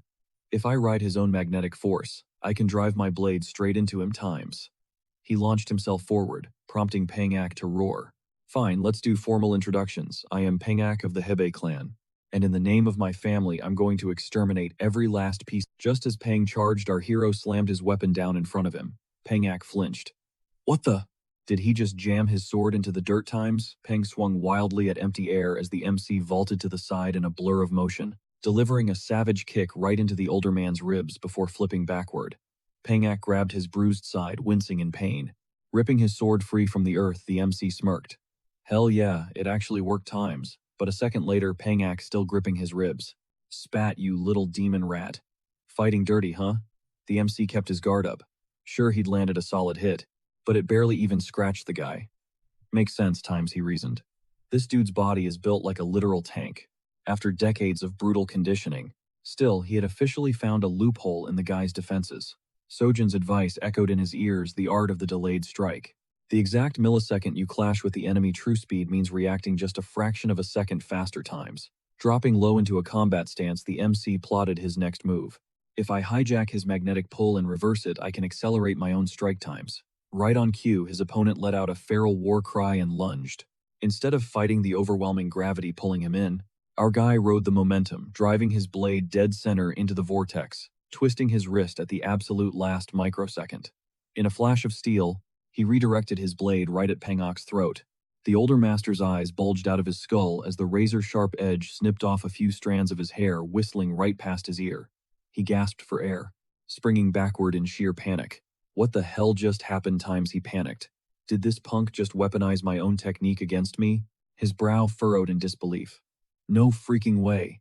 The heavenly absorption technique packs enough gravity to rip boulders right out of the earth. Even seasoned grandmasters struggle to control that kind of raw power. There's no way some random punk can pull it off. He flared his aura, roaring at the top of his lungs. A massive shockwave blasted toward our MC, but he just whipped his blade around completely unfazed. Pointless. The harder this vacuum pulls, the faster my blade slices right through it. In a blinding blur, he unleashed a storm of lethal strikes, carving brutal gashes straight across his enemy's chest. Pivoting sharply, he taunted, "Are you done spamming that lame trick yet?" Our guy effortlessly sidestepped a desperate lunge. Got him. The magnetic pull was officially dead. Suddenly, the bruised disciple swung his giant weapon wildly. "I don't need fancy tricks to crush you into dust," he bellowed. He braced for impact, clenching his jaw as the massive strike barreled down. Our MC just smirked. Hook, line, and sinker. First form of the Wawu sword. The profound mystical arc. He leveled his blade, radiating absolute ice-cold focus. Peng Ak charged like a bull, blowing right past him. A split second later, fresh blood sprayed from a dozen invisible cuts. The brute's weapon clattered to the dirt, and he crashed hard onto his knees. Gasping, Peng Ak choked out, "Is that it?" The MC didn't even look back. Yep. First form of the Wawu sword. The profound mystical arc. Honestly, flipping a pure parry straight into a killing blow was a massive gamble.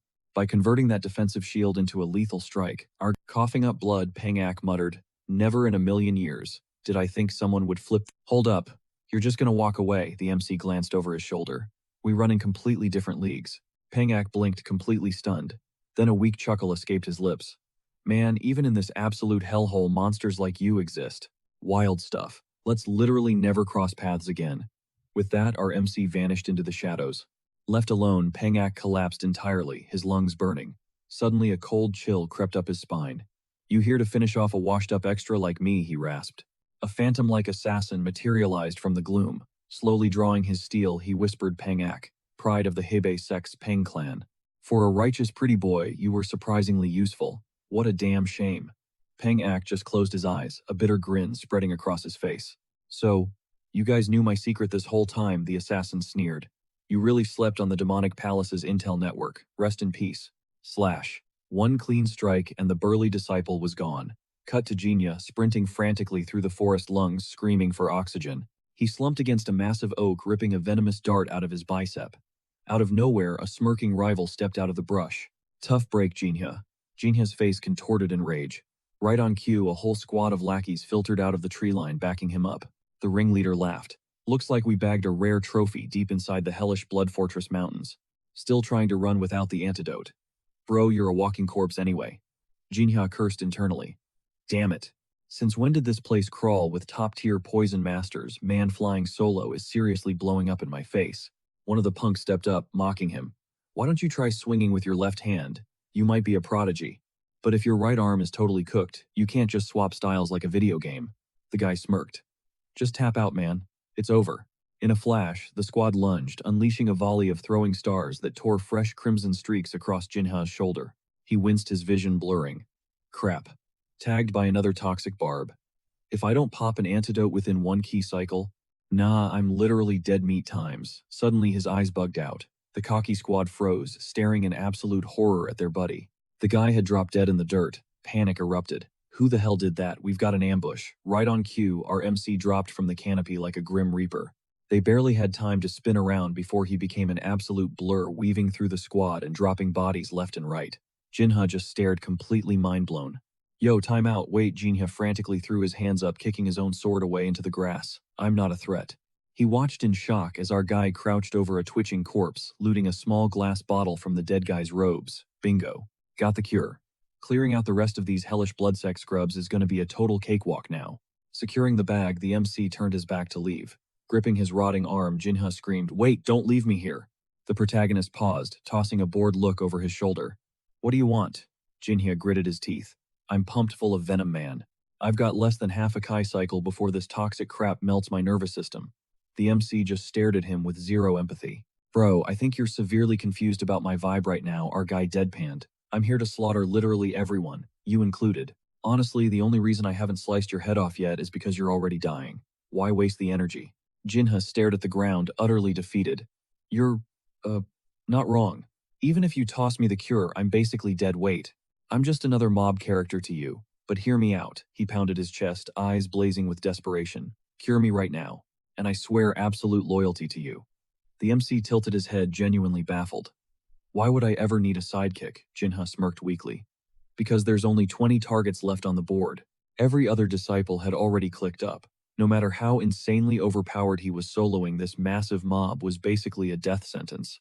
But teaming up with a guy who actually understood enemy attack patterns, that was a massive tactical advantage. Plus, the MC figured if he saved his life right here, the dude would owe him big time. A totally foolproof loyalty insurance.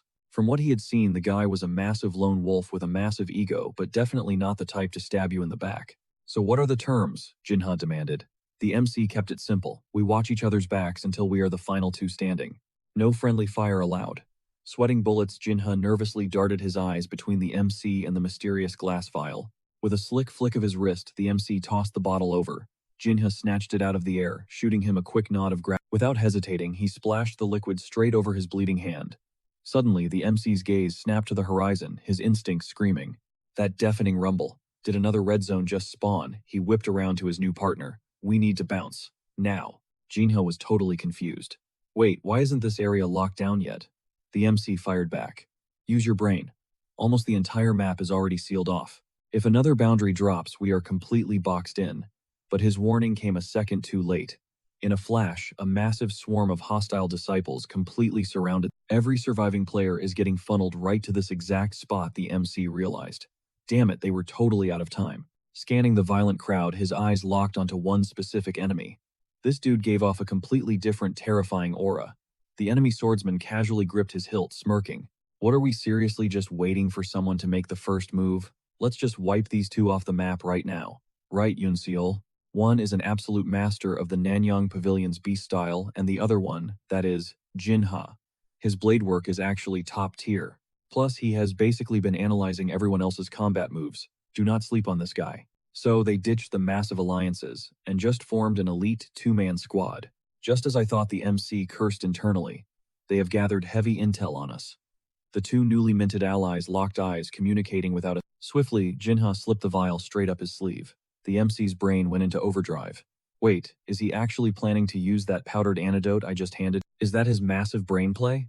Before he could even process it, Jinhia thrust the open bottle toward the mob, screaming at the top of his lungs. Yunseol, I will blind them with the poison. That is our window, go. A thick, choking cloud of deep purple dust violently erupted into the air. The duo instantly sprinted in the exact opposite direction. The massive mob totally panicked, violently coughing into their sleeves and screaming, "What the hell? It is the hellblood sex toxic gas, we are dead." But suddenly one sharp-eyed disciple saw right through the massive illusion. Hold up, this isn't poison at all, we have been played, go go go, hunt them down. Sprinting like his life literally depended on it, Jinha threw a quick glance over his shoulder. Perfect. That massive fake-out gave us the ultimate smokescreen. Getting caught out in the open was a guaranteed game over. They desperately needed to vanish into the rocky terrain and find a strategic cave. Panting hard, he yelled to the MC. You are thinking what I am thinking, right? We need a bottleneck area to level the playing field. I know exactly where to go, the MC shot back. Tight entrance, massive space inside. Jinhya was absolutely stunned. He already mapped out a strategic fallback point, on top of mastering an insane beast technique. Seriously, who the hell is this absolute monster? The thunderous footsteps of the furious mob echoed right behind them. They are catching up, Jinha warned, but they suddenly skidded to a violent halt, staring at a massive, unnatural... Wait, has this creepy fog always been here? Jinhya asked, completely confused. The MC's eyes sharply narrowed. No, something is completely off. Out of nowhere, a terrifying legion of phantom spirits materialized in the thick mist. Jinhya choked on his breath. Spirits? Did we just hit a dead zone? The MC aggressively clenched his jaw. The game masters are totally watching us. They literally spawned this red zone right now just to block our escape route. Damn it. What is the massive play here? Jinha barked. The MC stayed icy cool. Listen closely. As long as we do not step foot past, those spirits will not aggro. If we are forced into a massive brawl, right here is our absolute best bet. The dead zone literally covers our backs. It is basically like fighting in a tunnel with the exit completely sealed off. Hearing this, Jinha viciously drew his blade, his eyes burning with pure adrenaline. All right then. 0 options left. Brace for impact. End of the line, you absolute rats. You are completely cornered. The furious pursuers roared, freezing in their tracks as the final showdown loomed. The lead attacker let out a twisted, highly arrogant laugh. Pathetic little bugs. Let's not drag this out. We are wiping them off the board right now. Like a massive dam breaking, the entire mob lunged forward with pure killing intent. High above the brutal chaos, Heokrion coldly observed the carnage from the rocky peak. This is it, he darkly muttered. This absolute bloodbath will finally decide who takes the 10 legendary seats of the demonic masters. A deadly barrage of throwing knives slashed through the air right at the MC, but he evaded with terrifying lightning speed. Locking onto the closest target, he wildly swung his heavy blade, unleashing a brutal flurry of devastating strikes. Right beside him, Jinha pushed forward like a violent hurricane, slicing down every single enemy dumb enough to step into his range. Suddenly, a lethal gumping of steel flashed from above. Jinha snapped his head up instantly, raising his bloody sword to parry a crushing overhead blow. He violently stumbled backward from the sheer force colliding right into the MC. The two stood strictly back to back. As the endless wave of enemies closed in, Jinha stared at his fiercely trembling hand. Is this actually my graveyard? He wondered.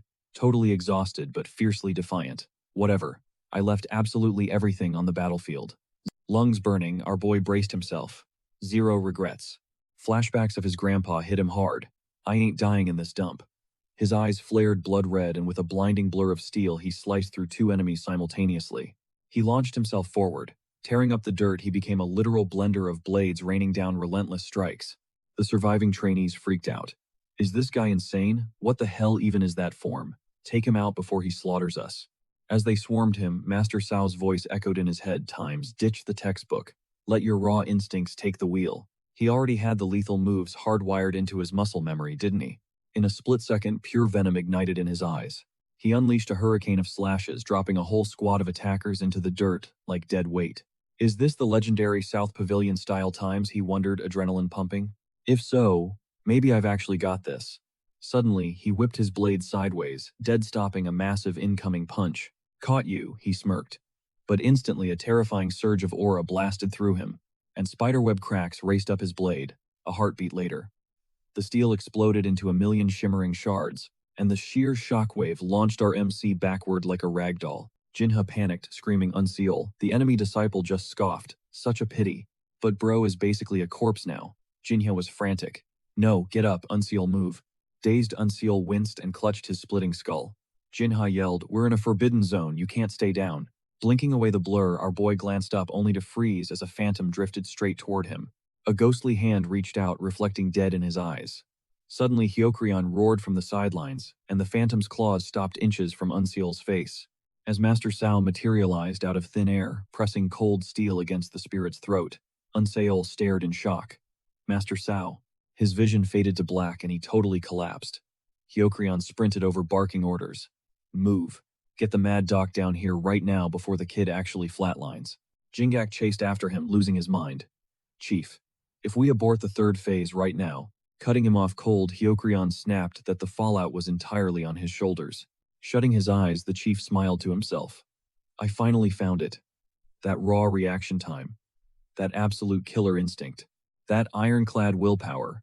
He was an unpolished gem, completely void of set strengths or flaws.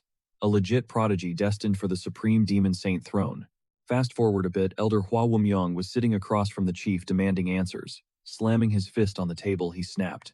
We need 10 specific recruits for the 10 demonic sects.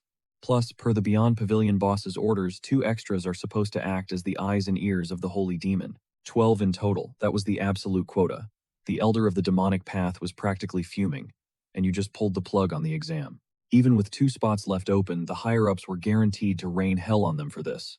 Unfazed Hyokrion simply stated he was ready for the backlash. Defeated Wumyong just wiped the sweat off his brow. With a heavy sigh, he warned that reps from the 10 demonic sects were about to touch down. He had zero clue how they'd react to this massive train wreck. Hyokrion just smirked. They won't do a damn thing. Those 10 sects don't have a fraction of the vision I do.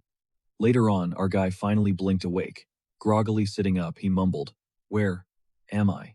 Taking in the room, the heavy scent of herbs hit his nose. Medicinal paste. I must be in the infirmary.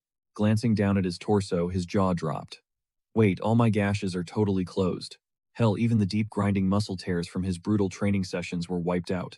That demonic doc was on a whole other level. Sliding out into the corridor, a random attendant immediately speed-walked over.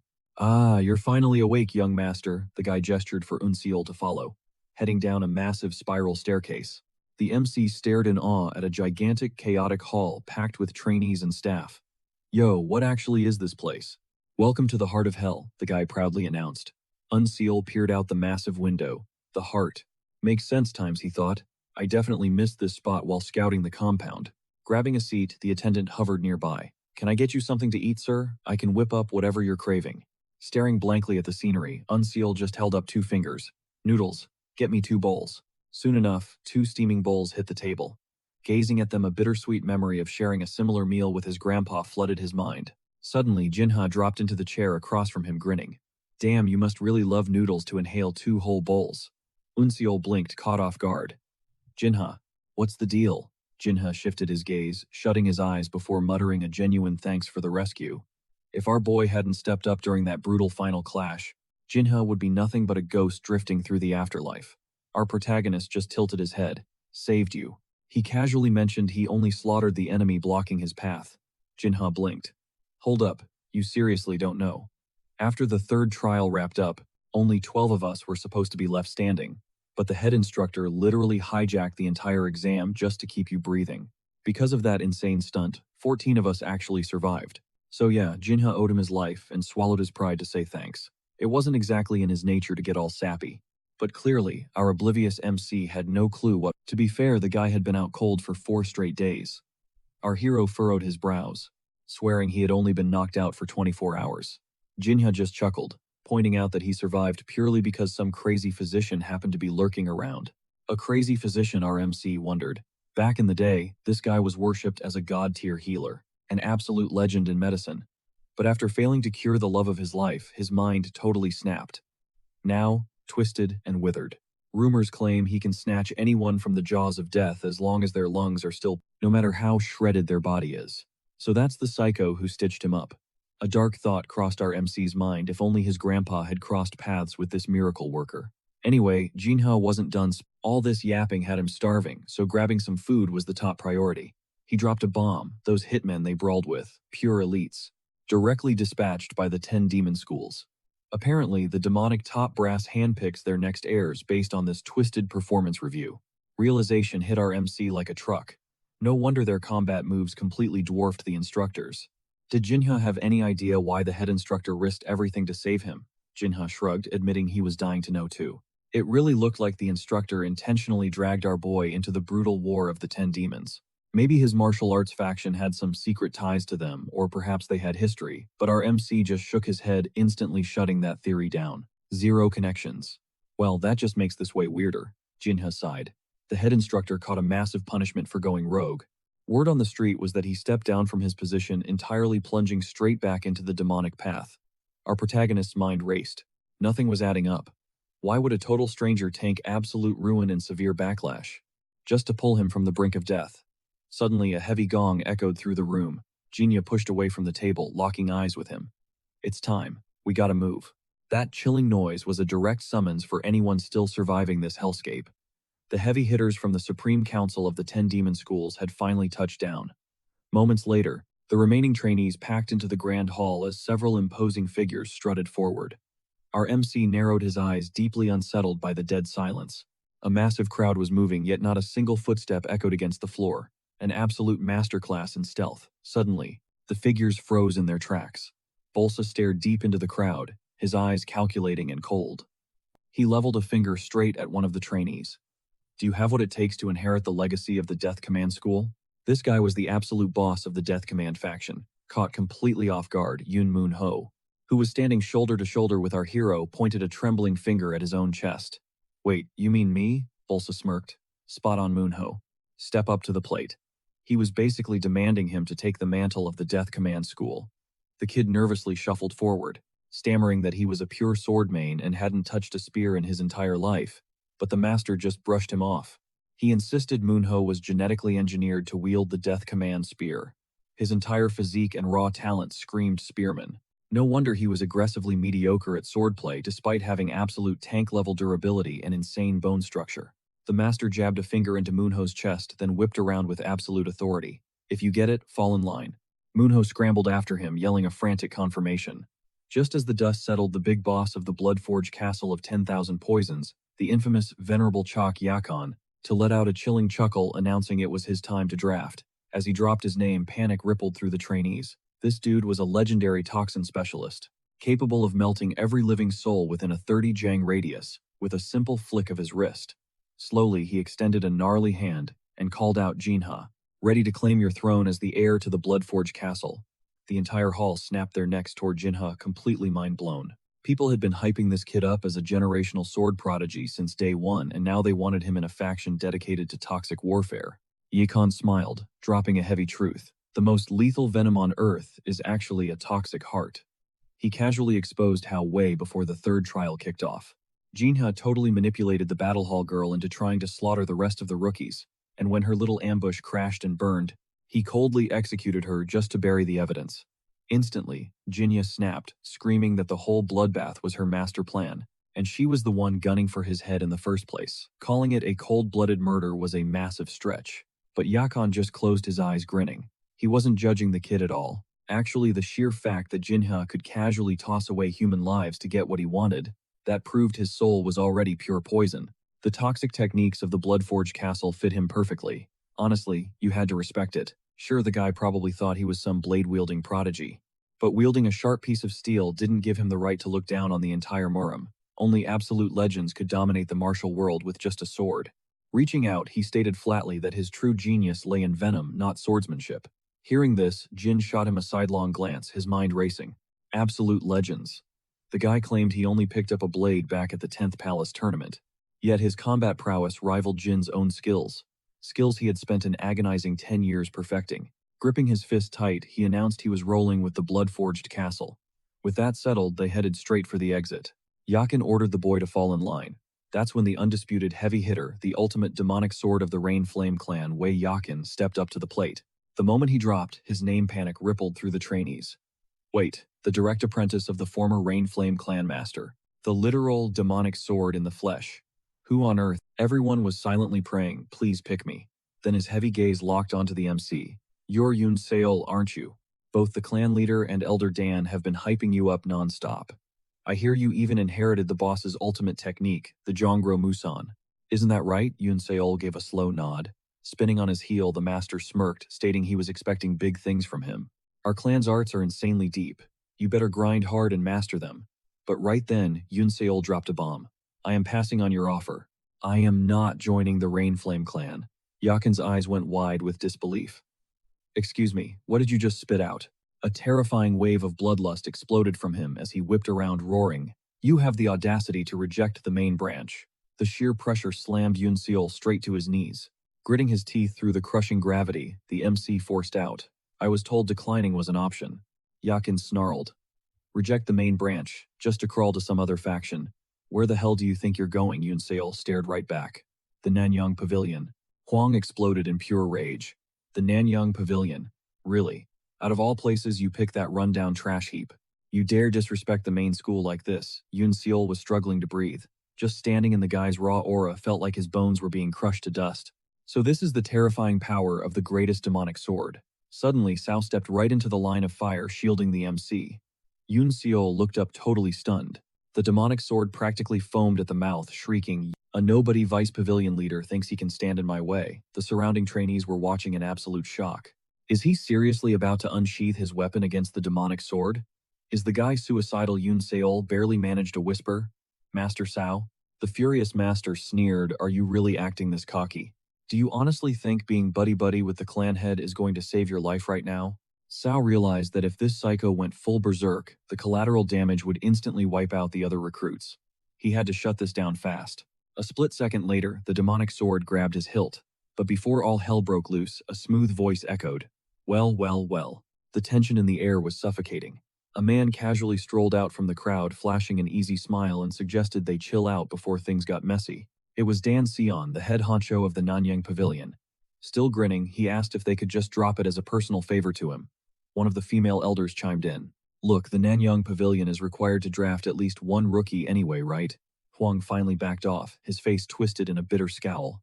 He growled back. If you're claiming the kid, get him out of my sight right now, before my blade decides to slip out of its sheath. Dan Sion cheerfully thanked him for his patience and clapped his hands, announcing it was time for their squad to head out. Yoon Seol was still reeling in shock. That killing intent was completely genuine. If those two hadn't intervened, he would be a corpse right now. Once they were clear, Sao shot him a warm smile, noting that his combat stats had leveled up insanely since they last crossed paths. Yoon Seol humbly replied that it was entirely because Sao had taught him the beast sense technique. The vice leader just chuckled, admitting he was totally shocked the kid actually chose their underdog squad. The MC shrugged, explaining that the gritty, unconventional vibe of the Nanyang Pavilion just matched his personal style. A short walk later, Dan Sion flashed a bright smile and announced they had finally arrived. So this was the infamous Nanyang Pavilion. Taking in the view, Yoon Seol's jaw practically hit the floor. He was bracing himself for some dead, abandoned ghost town, but this place was buzzing with life. Sao caught his expression and asked if he was blown away. Unlike those high-tier sects that rely on giant market districts, our little community handles everything in-house. Scanning the crowd, Yoon Seol wondered why he couldn't spot a single trainee his own age. Dan Sion sighed, explaining that a few hot-headed rookies had shown up recently chasing the old legends about this place. But the brutal training completely broke them. They either ran for their lives or ended up in a coffin. Gesturing to a weathered old cabin, he told the MC that this shack was his new crib. If your gear ever gets wrecked, just go holler at our resident blacksmith over there, Wang Shi. He is your go-to guy for weapons and repairs. And with that, Dan Sion and Sao waved goodbye, leaving the MC to settle in. Flashing a warm grin, the master clapped him on the shoulder, declaring it was high time the kid dove back into his daily grind. The protagonist couldn't hide his disappointment. Was he seriously bouncing already? But Danchan just smirked, dropping the bombshell that So actually ran the shadowy transmission hall. Shielding the boy sounded great, but right now he simply didn't have the muscle or the clout to blindly clash with that psycho-demonic sword. Out here, karma always collects its dues. Guilt gnawed at the kid was his mentor getting exiled because of him. Catching his drift, So totally waved off the panic.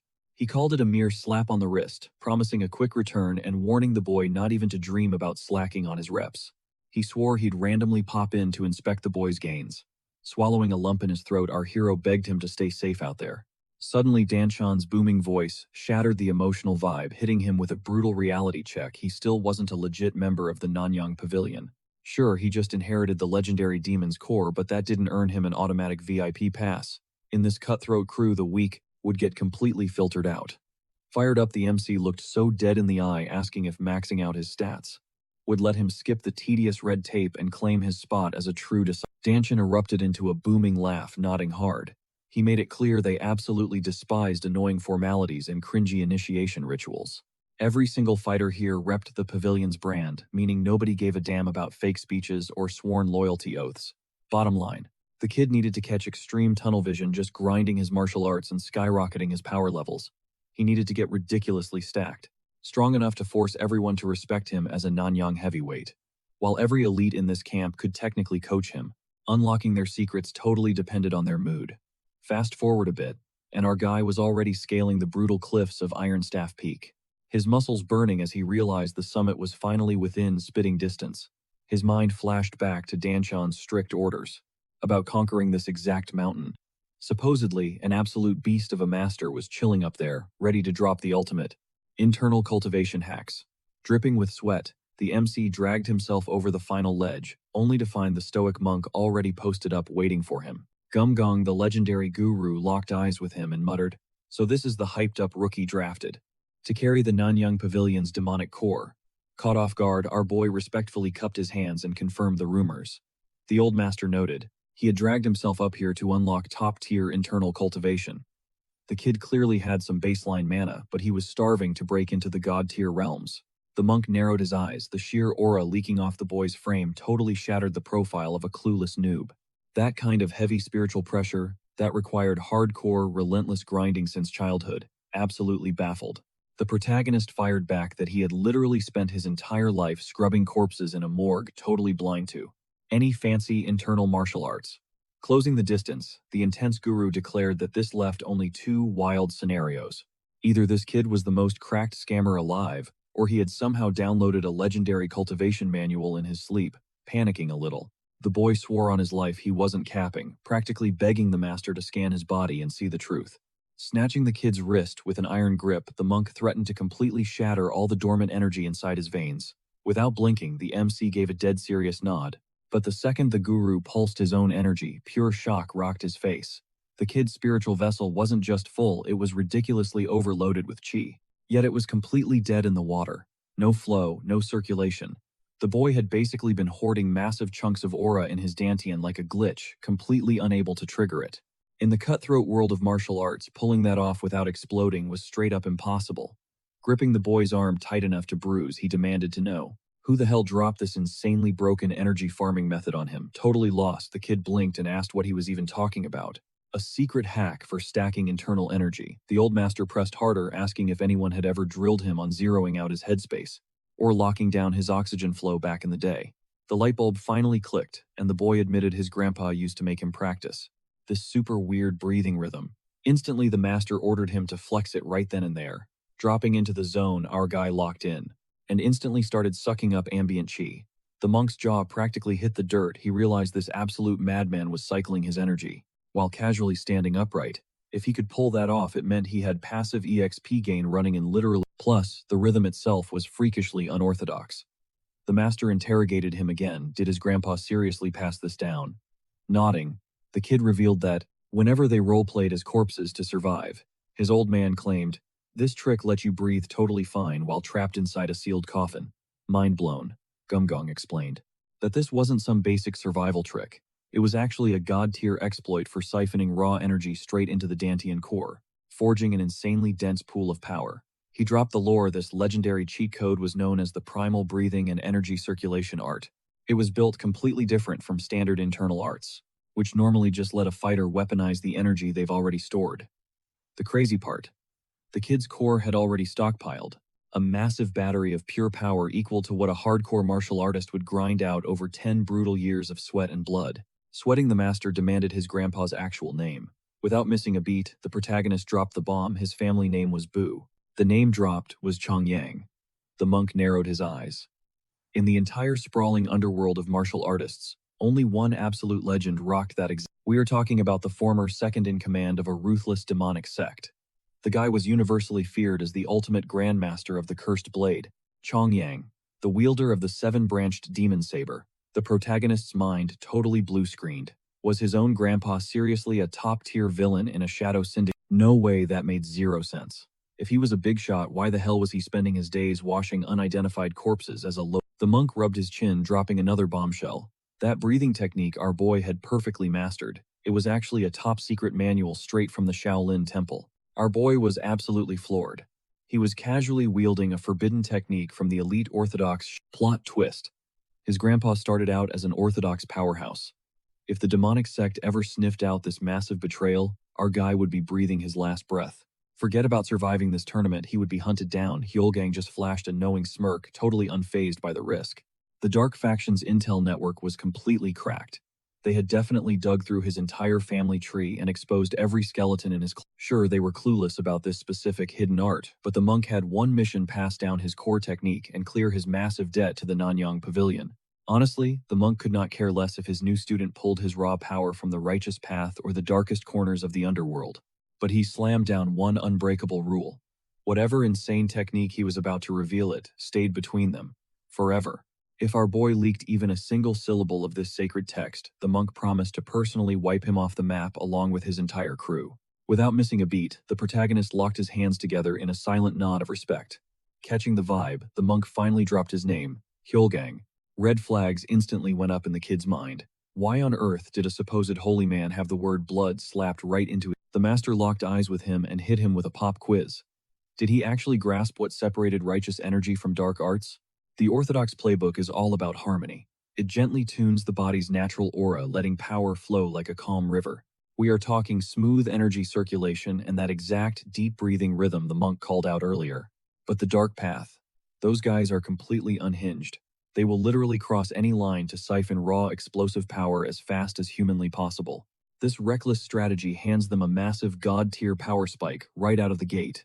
The catch: it brutally trashes the body's natural limits and completely disrespects the foundational laws of martial arts. Play the long game, though, and the orthodox fighters eventually leave them in the dust. Their energy becomes ridiculously pure, and their power ceilings skyrocket. But here is the kicker. The Reverse Heart Sutra he is about to hand over, it completely deletes all the fatal flaws of dark martial arts. It is straight up the most flawless, top-tier aura technique on the planet. But unlocking that kind of cheat code comes with a brutal price tag. Mastering this thing was pure torture.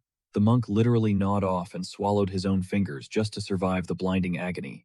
Only an absolute prodigy with an insane pain tolerance could forge a physical vessel capable of handling this overwhelming monstrous aura. Back in the day, he ran the Heavenly Dragon Temple in Yunnan. That was until he got framed for breaking their sacred vow against taking a life. His core was absolutely shattered and he was tossed to the curb. Barely clinging to life, the Nanyang Pavilion swooped in and dragged him back from the brink. And to square up that massive life debt, he swore he would pass down his ultimate earth-shattering technique. If this kid flops and cannot master the sutra, the monk's oath is ruined. So it was time for a hardcore vibe check. The challenge he had to blast reverse energy through his veins and instantly unlock all 365 acupuncture points at the exact same time. To even touch this sutra, his system had to be pristine, zero toxic energy allowed. Usually you patiently unseal these nodes one by one, but they were skipping the tutorial. Breaking this golden rule meant a tidal wave of agonizing, bone-crushing pain. If the kid was scared, the door was right there. Ice in his veins, our hero just calmly nodded. Bring it on.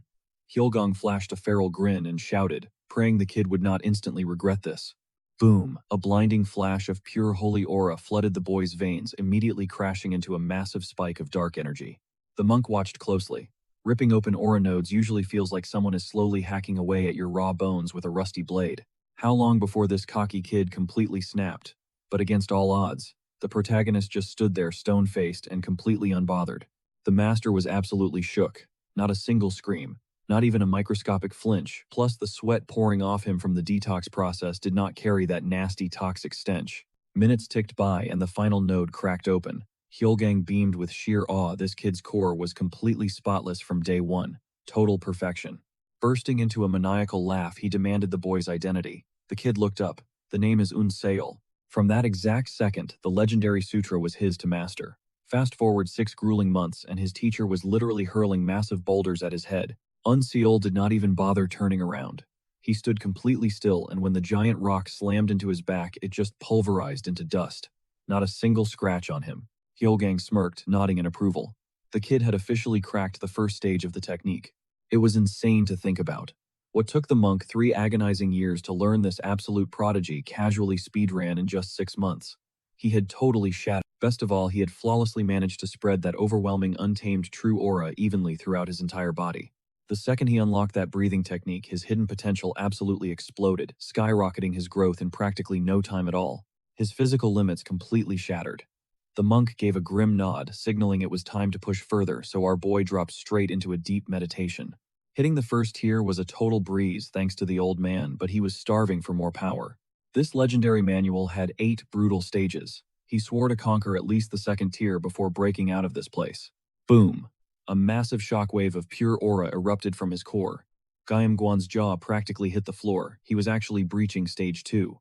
The absolute purification of flesh and bone. Hitting this insane milestone meant a fighter's physical stats get permanently maxed out, but tearing down your own anatomy like that puts a lethal toll on the body. Mid-meditation, sheer agony ripped through him and the kid started hacking up dark blood.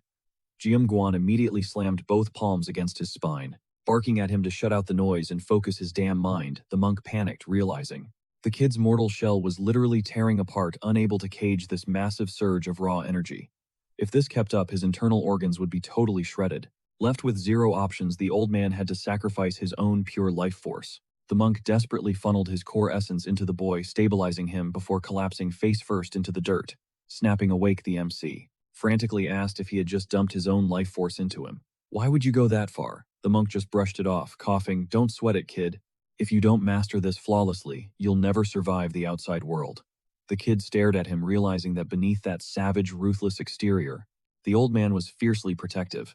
Our boy promised he would take that debt to his grave, but Guan fired back that he absolutely forbade the kid from carrying his memory. The MC froze, suddenly flashing back to Sao's haunting words. Whether it's burning hatred or pure love, just wipe it from your mind. He clenched his fists, completely torn over why every mentor kept preaching the exact same cold lesson. The monk wheezed. You want to clear your debt? Then crush the 8th tier. Ascend to the realm of absolute Genesis. That is your only payback. The old man himself had completely peaked at stage 5. You've cracked the 2nd tier, kid. You don't need me breathing down your neck anymore. Drop the meditation nonsense right now. It's time to build your actual killer instincts. Scale that jagged cliff hanging off the western edge of the Nanyang stronghold, and forge your combat skills in blood. Go. The MC crossed his arms, flashing a tight nod, and ordered the old man to stay alive. Guan hesitated for a split second, then shot back a gruff farewell. Cut to exactly 3 months later. 2 guys were chilling, gossiping about a massive elite squad rolling back into headquarters that morning. One guy snickered, betting they had just finished utterly wiping out the Turquoise Dragon faction. The other laughed, bro, totally deserved. They messed with one of our own. Who else but the heavy hitter squad could pull off a bloodbath like that? The first guy sighed, admitting it was still pure music to his ears. Speaking of which, isn't the Wind and Cloud unit overdue? Just then he spotted masked assassins totally parkouring across the rooftops outside, and groaned. Seriously, why do they always gotta be so extra instead of using the damn front door? Meanwhile, up high, Baek-yun, the badass commander of the Nanyang Wind and Cloud Strike Force, was perching on a roof ledge. Dan Cheon easily caught up to him, casually roasting the guy. Bro, are you posing up here hoping someone paints a portrait of you? Why not just warp straight to the turquoise base? Why are you out here being a massive drama queen? Baek-yun slowly turned around, deadpanning show. Some respect to the deputy lord. Dan Cheon just smirked, clapping back that behind closed doors. They were strictly on a first-name basis. The commander scoffed, calling it totally absurd how dangerously laid back the guild rules had gotten. Whatever your timing is flawless. I was actually hunting you down. Rumor has it, you dragged in a recruit. Some absolute freak of nature destined to be one of the top 10 demon lords. I was totally against meddling in this. Why the hell did you claim him? When the Fire Rain Sword Clan practically had his name tattooed on their draft roster, Dan Cheon leaned in with a savage grin. Plot twist, the kid picked us. He straight up ghosted the Sword Clan. Baek-yun's eyes went wide. Wait, he actually chose this hellhole? Dan Cheon laughed. I practically threw hands with that psycho old blade master. Aren't you hyped? He picked our side, the commander grimaced, pointing out that because of this massive flex, the Fire Rain clan ended up with absolutely 0 demon prodigies this season. The Grandmaster over there was losing his mind with rage, and Baek-yun knew damn well. The demonic palace already watched them like hawks. This stunt was just begging for them to get heavily penalized. Dan Cheon just rolled his eyes. You've been playing the underworld politics game way too long, man.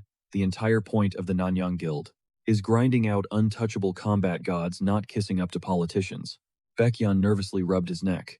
That's a dangerously cute fantasy, bro. Anyway, I'm on the clock. Where are you hiding this demon kid? His prestigious seat among the 10 demonic masters was suddenly hanging by a thread. Wasting 0 time, our MC dove straight back into the brutal grind of martial arts training. Step 1. Skimming dead silent across the surface of a lake, fighting gravity just to stay above the freezing depths. This intense water-walking drill all traced back to a cliffside meetup with the legendary Go-Wool. Back in his prime, this geezer wasn't just a master thief, he was an absolute phantom. The veteran rogue promised to pass down a movement technique so insane it pushed the human body past its absolute limits. It totally blurred the line between simple footwork and lethal combat agility. Naturally, the skill shared his iconic street name, Faster Than a Shadow.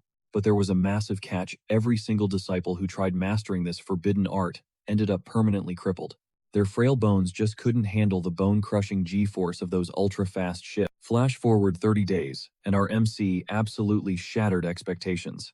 He nailed the technique flawlessly, leaving his old master picking his jaw up off the floor. Overjoyed Go-Wool practically threw his belongings into a bindle, proudly declaring that the agonizing wait was finally over. A true prodigy worthy of his legacy had finally arrived.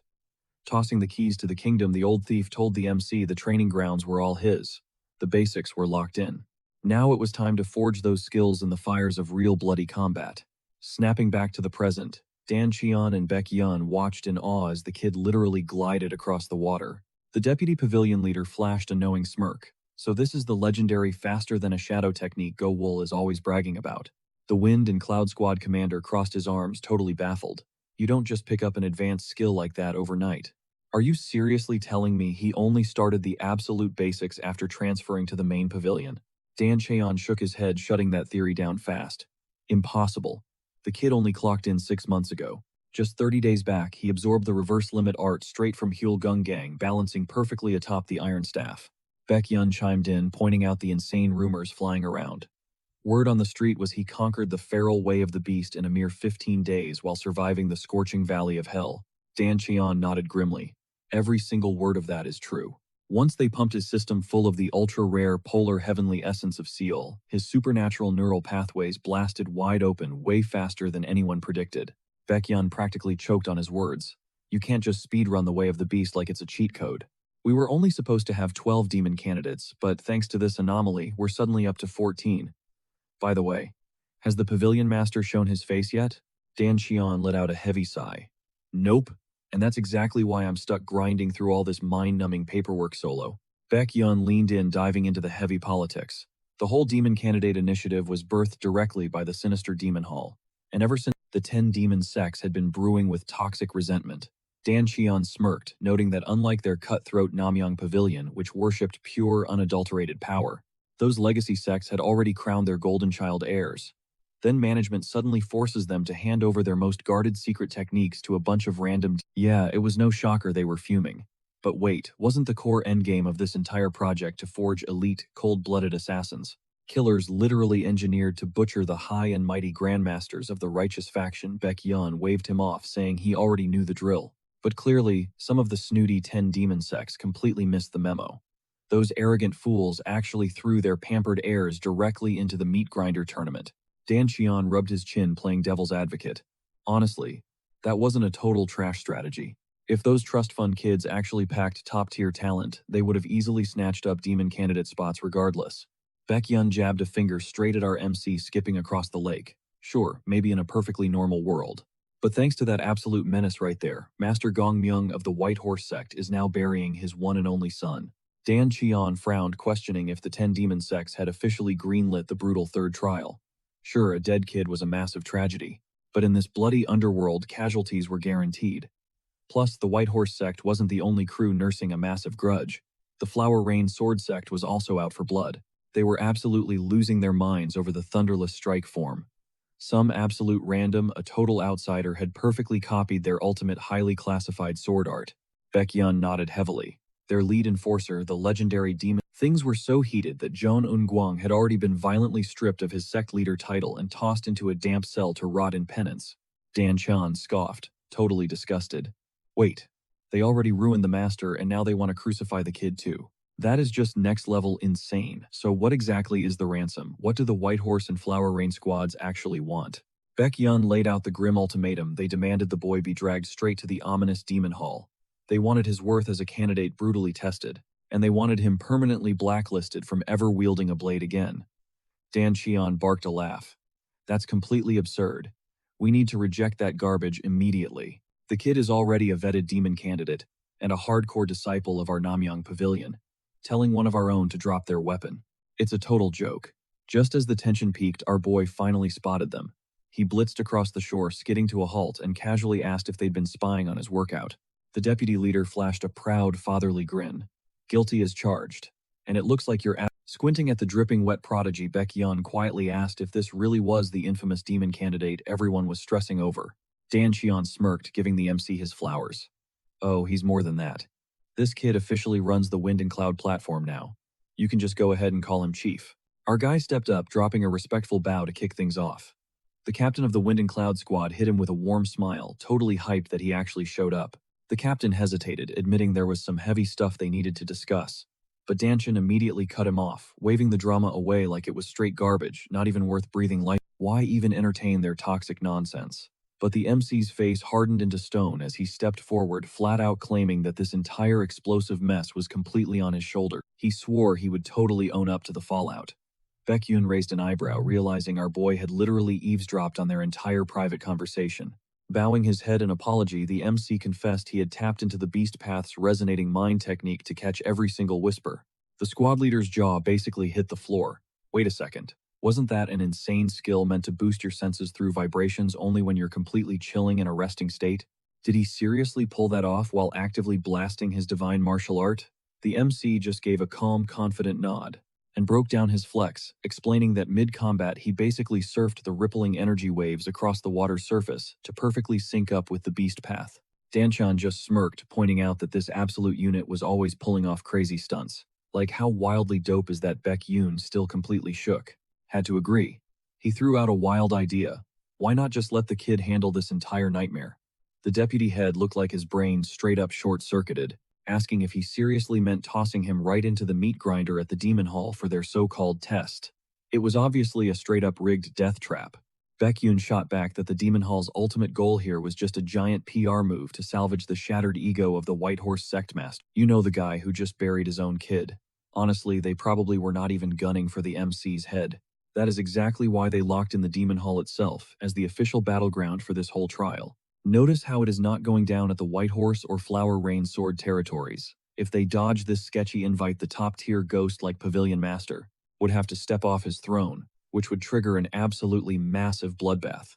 Danchan grumbled, arguing that even with that looming threat, throwing a totally green rookie into the fire was a straight-up trash strategy. Unfazed, the MC cut through the tension. He was doing it. He was marching straight into the demon hall. Like the boss mentioned, these guys were just desperate to protect their fragile clout. Executing a total newbie like him would only drag their reputation through the mud even more. But the real flex, as a hardcore disciple of the Nanyang Pavilion, the word quit was not in his dictionary. Baek Yoon backed his play, stating this clash was basically destined to happen sooner or later anyway. Better to bite the bullet now, crush their little test, and permanently silence their whining.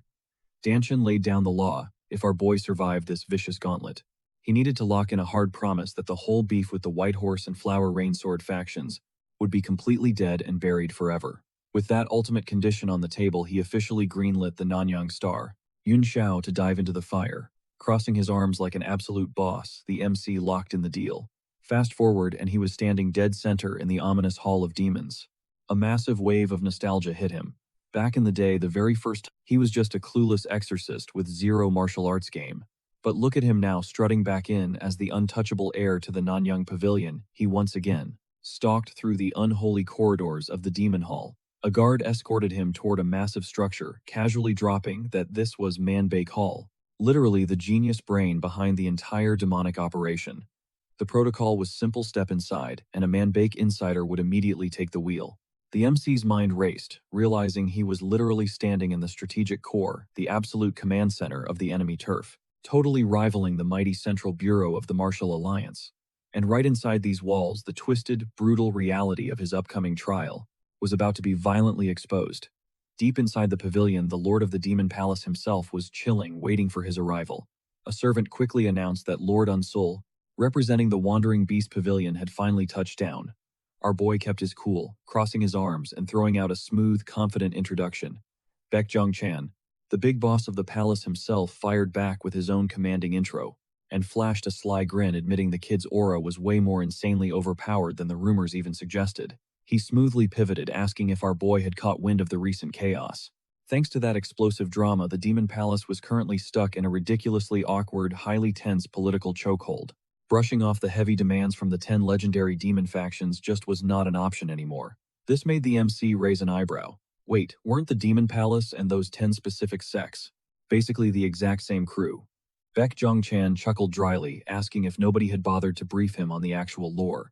It really looked like the Wandering Beast Squad was completely out of the loop on the gritty underworld politics of Murim.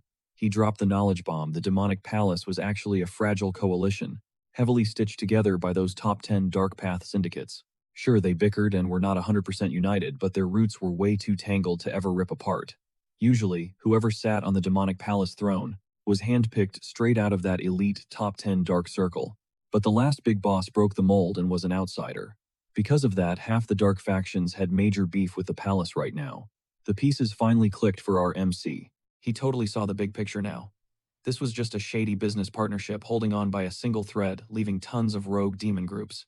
Completely disgusted by the palace's so-called authority, Danchan's previous warning echoed in his mind. Honestly, the top 10 demon lords didn't set this entire thing up to politely find worthy heirs for their dark empires, their terrifying endgame. They were straight up farming humans as disposable resources to feed their own twisted ambitions. The million-dollar question: who's gonna wipe out the Righteous Path's top dogs? Let's be real. The 10 Demon Lord tournament was nothing but a massive setup orchestrated by the Demon Palace to completely annihilate the Righteous Alliance's top brass. At first, the 10 Demon Lords weren't buying it, but the palace kept relentlessly pushing the envelope until those heavyweights finally caved and tossed their disciples into the ring. And guess what? That very same tournament became a straight-up bloodbath where those fighters met their grisly end, and every single drop of blood is basically on our guys' hands. Because of this absolute chaos, the Demon Palace is currently sweating bullets caught in a brutally tight spot.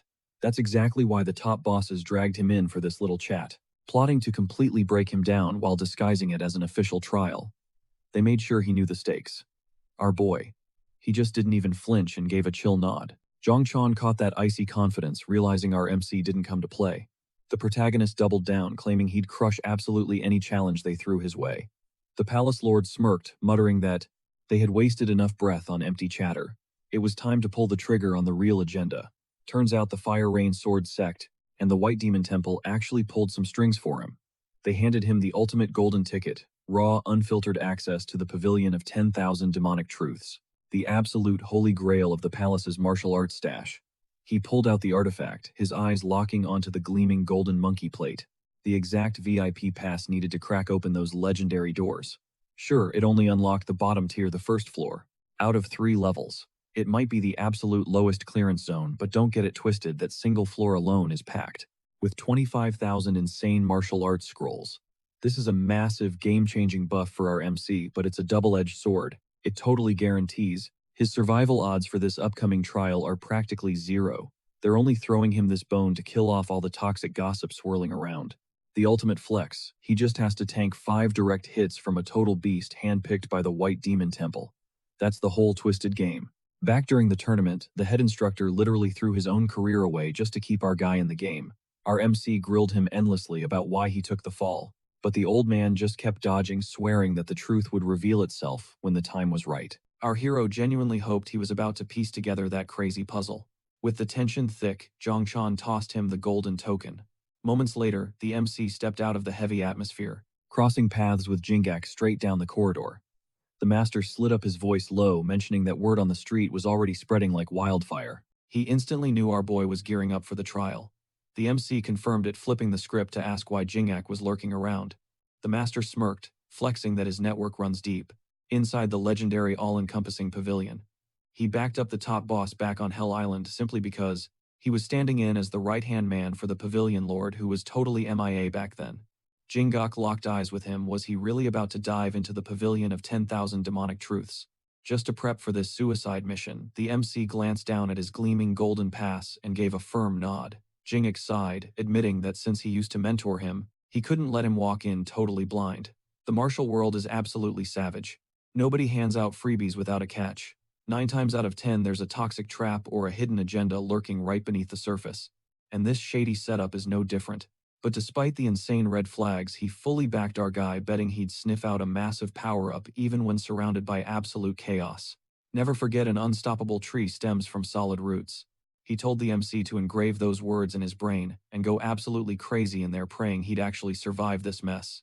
Our guy gave him a solid nod of thanks, and soon enough he rolled up to the mythical pavilion of 10,000 demonic truths. The massive ancient doors groaned open, revealing an infinite maze of hallways absolutely overflowing with ancient tomes. The MC stepped into the shadows, his mind totally blown, realizing this was way beyond your average bookstore. Were these seriously all legendary combat manuals? He grabbed a couple of dusty scrolls. His brain spinning. Was this entire place just a massive bait and switch? Sure, they hoarded top-tier secret arts here, but there was zero chance he could grind out a new skill in just 24 hours. If he got greedy and tried to speedrun the whole library, he'd literally just burn his own clock. And, honestly, he knew that's exactly what those snakes were betting on. The Fire Rain Sword Sect and the White Demon Temple were trying to hit him with information overload to absolutely wreck his focus. He refused to let them play him like that. He needed to clutch up and pull a win out of this trap. A mighty tree starts from its roots, and right here, these were the raw roots. Wait, could his crazy theory actually be right? The protagonist jolted up his eyes, darting frantically as he tore through the shelves. After digging through the dust, he yanked out a hidden manual titled Wandering Beast Treatment. A devious smirk crept across his face, so the Wandering Beast Pavilion really did leave some breadcrumbs behind. He was absolutely buzzing to see what kind of broken ability was hiding inside. The MC rapidly skimmed the ancient pages, and his jaw dropped.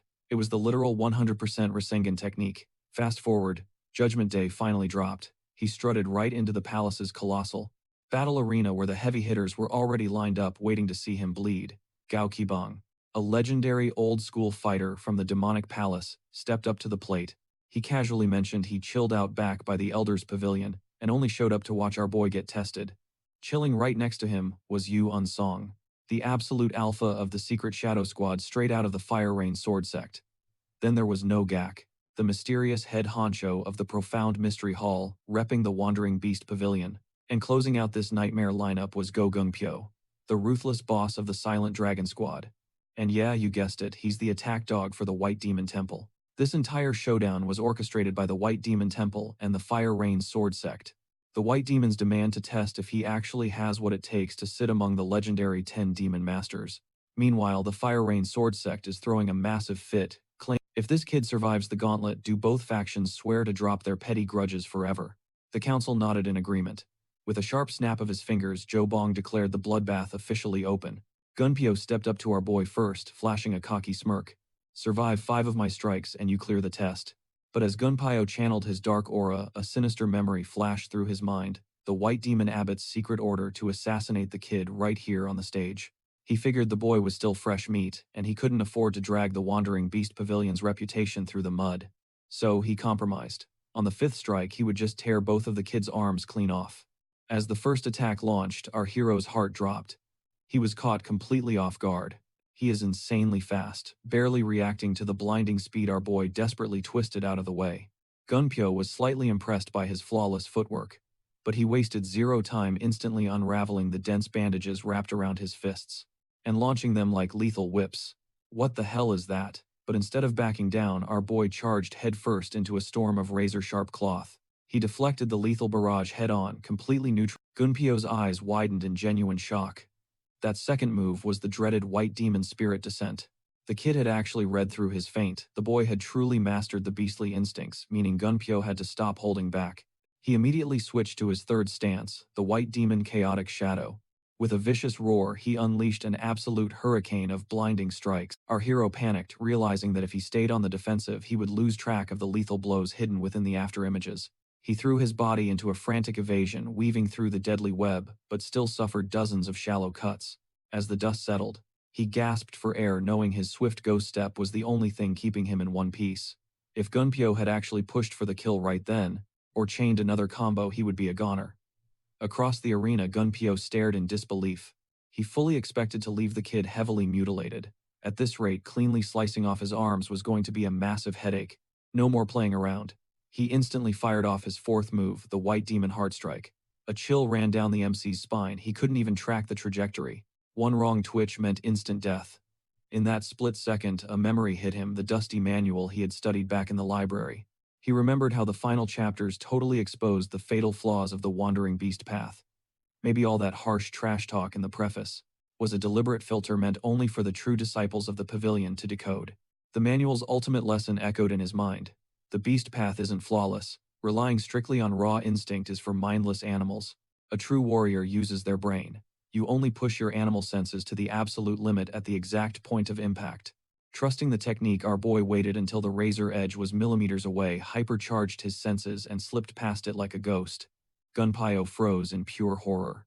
Did he just ghost the heart strike? Even the elite masters back at the White Demon Temple couldn't evade that move so cleanly. Suddenly, the pieces fell into place. Now he understood exactly why those 2 massive factions were so desperate to team up and slaughter this teenager. A monster like this had to be snuffed out before he became an unstoppable god.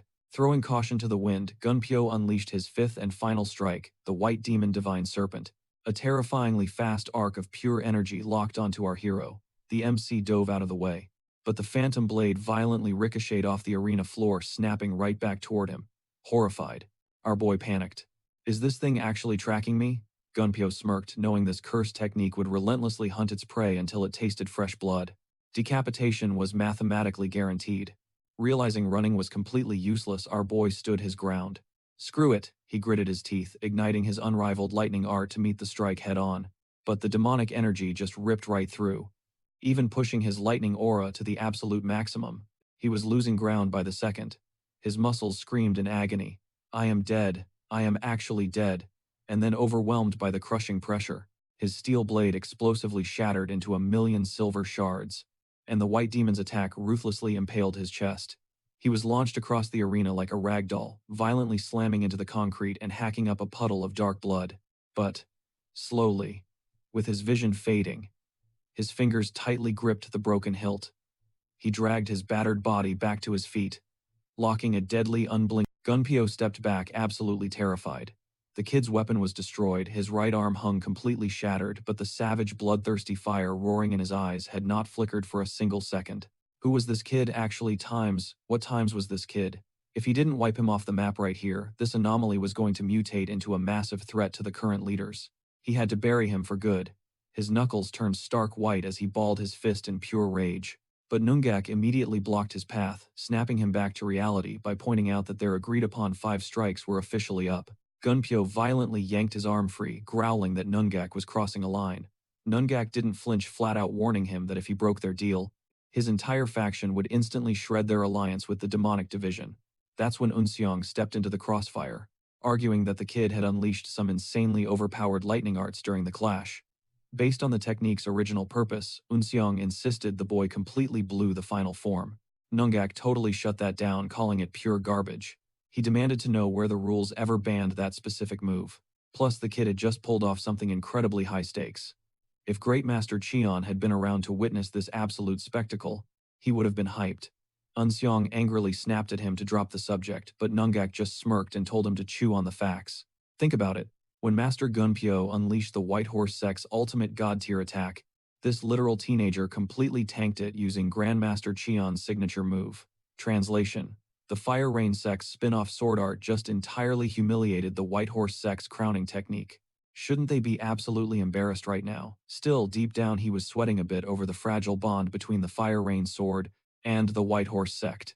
They had been tight for ages, but this brutal reality check could totally nuke their alliance. Unsong quickly pointed out that since this entire trial was strictly off the books, and only a handful of elites in the pavilion had clearance, this massive humiliation wasn't going to leak anywhere. Nungak pressed them, demanding to know if the deal was still locked in. Jubong gave a firm nod, officially declaring that as of right now, Unsol, the underdog from the Nanyang Pavilion, was thrown straight back into the brutal 10-demon trial. On top of that, his absolute ban on wielding a blade was completely erased. Nungak pivoted to our main character, telling him he honestly crushed it out there. As a member of their pavilion, he had completely defended their honor. Meanwhile, our boy was still locked into a rigid combat stance, adrenaline entirely taking over. Even though the kid was dripping with blood and covered in fatal wounds, Nungak wrapped him in a massive hug, sighing that the worst was finally over. Fast forward a bit and our main character slowly blinked awake on an insanely plush bed, his brain completely scrambled. Seriously, why was it that every single time he blacked out he woke up in a room 10 times fancier than the last? And more importantly, how did that bloodbath of a trial even end? He was pretty sure he survived the gauntlet, but his memories of the final clash were totally blank. Plus, he had zero clue if he'd been out cold for hours or literally days. Was he about to get executed for failing? Well, stressing over it wouldn't change anything. So for the moment, he decided to ground himself, shifting into a lotus position to circulate his inner energy and just breathe. But the second he started meditating, a wild sensation surged through his veins. He froze. How in the world did this massive ocean of pure, untainted internal aura just randomly spawn inside him? Then it hit him. Jiamgung had mentioned his core was packed with the exact same amount of chi a veteran warrior would grind 10 straight years to build up. And this wasn't just any cheap energy, it was insanely refined, meaning that blowing open his sealed energy nodes was about to give him a massive instant level up. He realized that this near-death scrap must have violently unblocked those exact pressure points. He had just cracked the 3rd stage of the Reverse Heart Sutra, the legendary Reverse Firelight. And the craziest part, mastering this gave you literal immunity to extreme hot and cold. Wait, did that mean he could just casually chill in a literal inferno now? He was still trying to process this insane buff when the door clicked open, revealing Jubong's right-hand assistant Jin Sol. Seeing she was there, he immediately fired off questions, desperately needing to know where he was being held and if he actually survived the trial. She calmly dropped an absolute bombshell. He was currently resting inside the Red Demon's personal estate, the literal stronghold of the Senior Lord. His jaw practically hit the floor. This wasn't some random infirmary. It was the boss's house. Even a total outsider like him, knew the terrifying reputation of the demonic division's absolute ruler, the blood demon himself, Jubong. This guy was a walking legend, ranking as one of the top 3 demonic overlords who had entirely peaked in the martial arts realm.